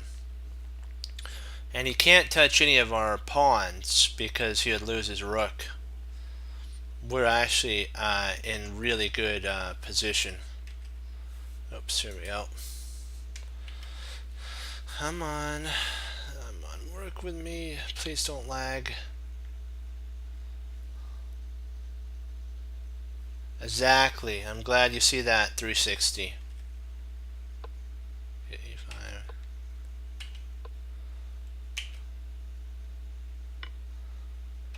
D takes.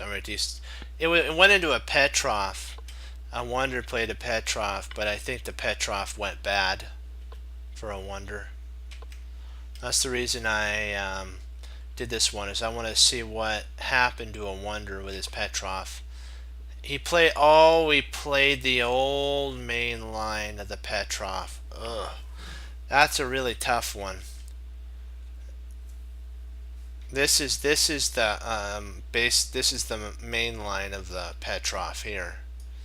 And then there's other lines like bishop d5 that can be played, and bishop here, there, and then back, and you've created a weakness. Petrov's a pretty fun opening to play, but you have to know your lines. C4, C6. Didn't want to block. See, the spot we actually want to go to with our knight is b4. And bishop g4 now has some point of trading off that pawn. Now we have to guard this twice.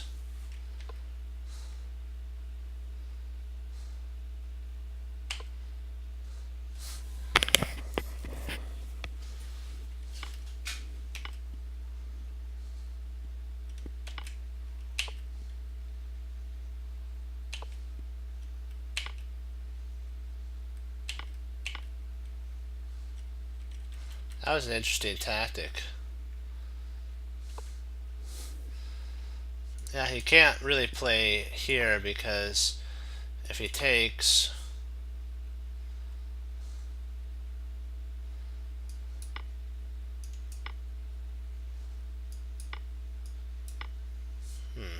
that is interesting. What did I miss something? I was thinking that that might be a better move.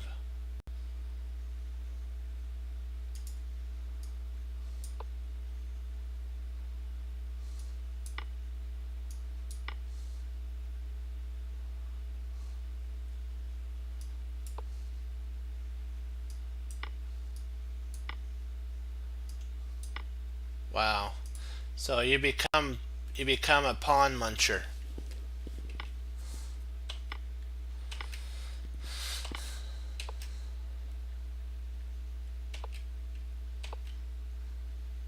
How many pawns does a wonder have? 5 and oh, Dominguez has 6.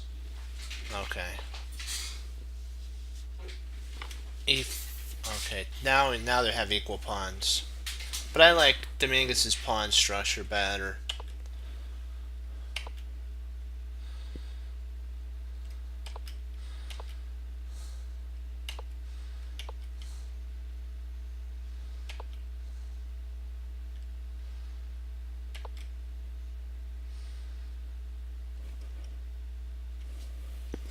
He wants to be able to have that, but you got to be careful that this other rook doesn't hang.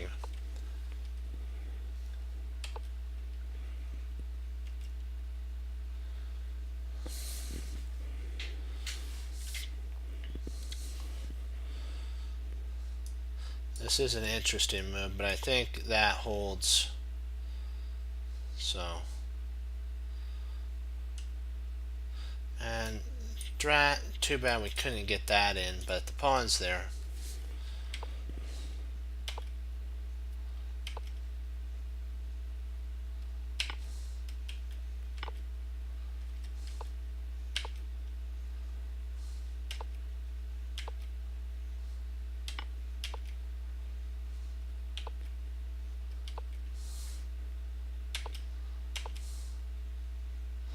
He's trying to go for the bishop. He's trying to get a knight to barricade this pawn here. Okay, 8, h4.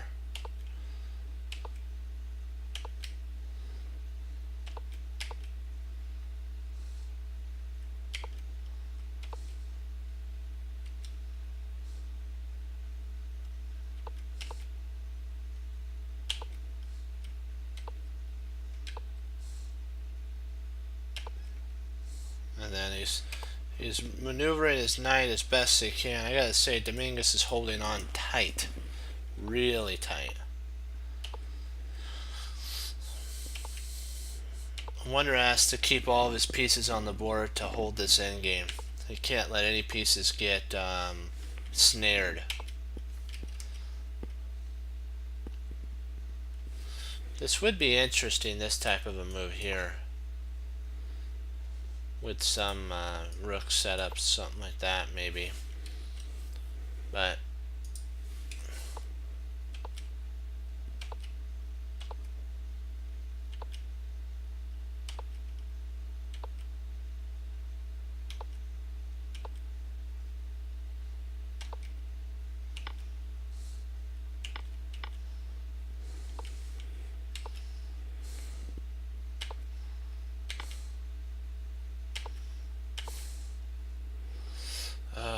no, not good.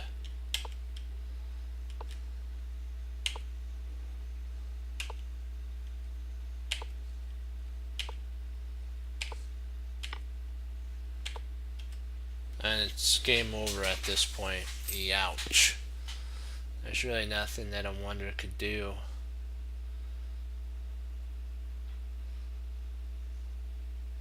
Nice game by Dominguez for sure. Okay, do you guys have any questions on the game?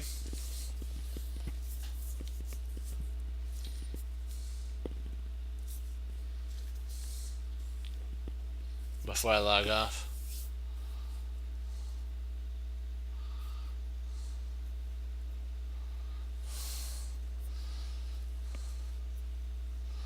I'll give you.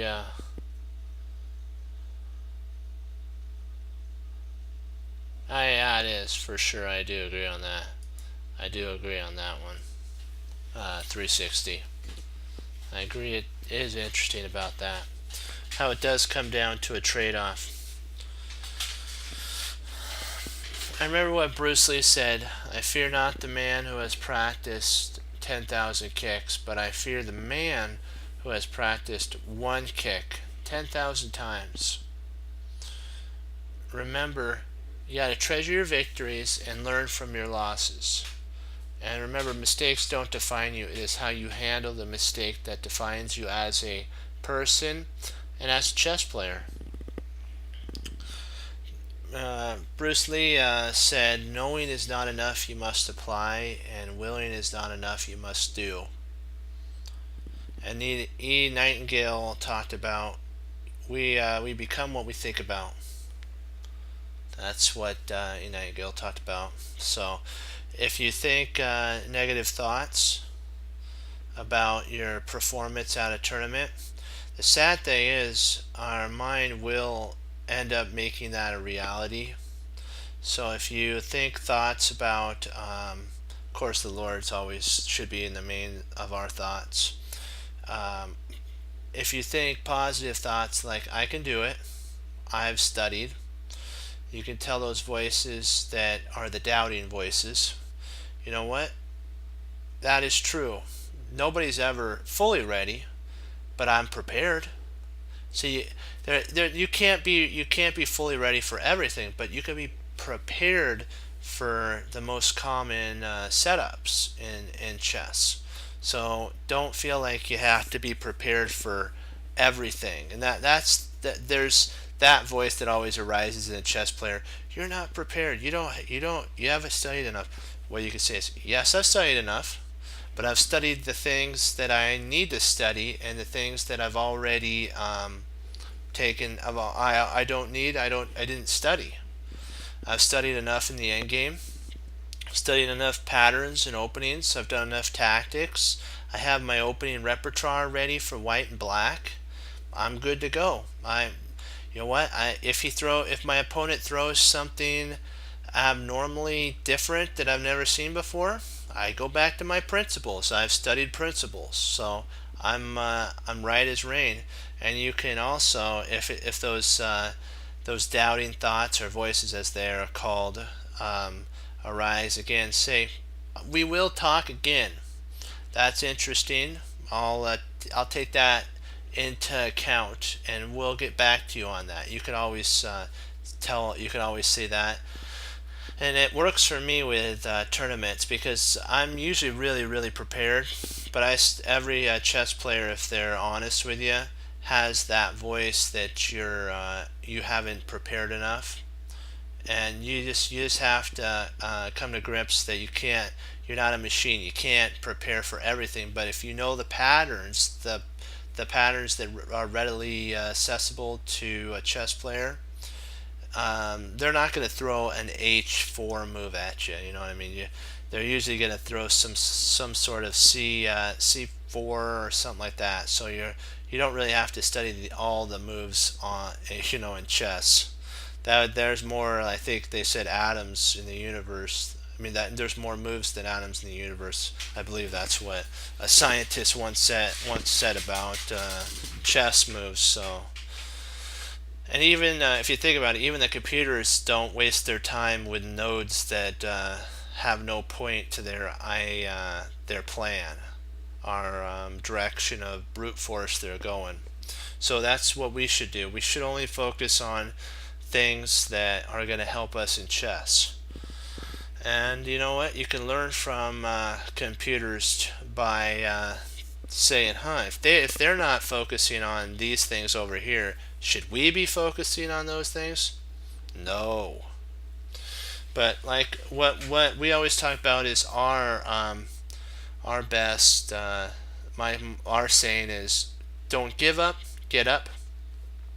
And I remember what Bruce Lee said also, that there are no limits to our potential. There are plateaus, and we must not be satisfied to stay there. We must go beyond that. And as you know what, we always have to remember that the Lord has to be the center of our focus. He's the one that gives us our thoughts, our breath, and everything that helps us. And when you're studying and most of your friends aren't, but I'm sorry to say that sometimes people get distracted with the weedy fields that we always talk about in this world. You can say, when they come over and say, why don't you want to do this thing with us, you could say, I'm a chest cruncher. And as a chest cruncher, they'll ask you, what's a chest cruncher? And if they already know, they'll be like, oh, you're going to tell us that, like Tigger? Yep, I'm going to tell you again what a chest cruncher is. We hang up our coat, we hang up our hat, we sit down and study when most won't. We do. And that makes all the difference, my friends. Truly it does. And by the way, congratulations on, we're almost at 2600. We're getting there. Yeah, I gotta make sure I click better, and that I make sure that I read also the quotes right too. So, you know, I'm human. We make mistakes, but it's, do we let those mistakes keep us down? Like Rusty would say, nope. If you think you can, you will.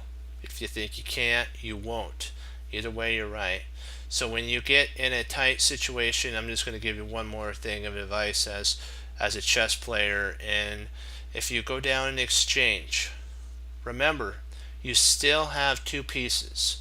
It may not be as valuable as, maybe, let's say you lose a rook for a knight or a rook for a bishop, but you have a bishop and knight versus rook and knight, let's just say.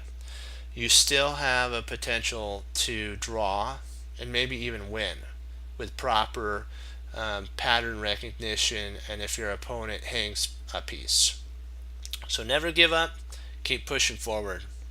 And if you're interested, there's the tournament still going on. I believe they have 2 more days, if I'm not mistaken. It's round 9 tomorrow, then they have round 10, and I think it goes to round 11. So 3 more days. It was so close. I really thought Annie was going to draw Anna, but Anna beat Annie. So, and Tatev drew with Jennifer, so now they're a half a point away from each other again. So it's becoming neck and neck, and there was a lot of wins in the men's division as well. There was only one draw, and it was pretty interesting. There was a lot of wins. I was like, whoa. For a lot of time there was only a bunch of draws. So as they say, when the winds flow, it truly flows there. But you know what? Like, what we have to always remember is the Lord's in control. And with that, well, I'll leave you with, as Wesley So says, for the Lord Jesus, as I say, God bless, and I'll see you tomorrow on Chess Cruncher TV. Have a blessed morning, afternoon, and evening, and Lord willing, I'll be back on tomorrow, and we'll keep pushing forward to our 2600 level marker. Thank you all for logging on and participating. And if you're new, click follow and join us on our journey to improving as chess players. Be blessed, and I'll see you tomorrow. Bye-bye.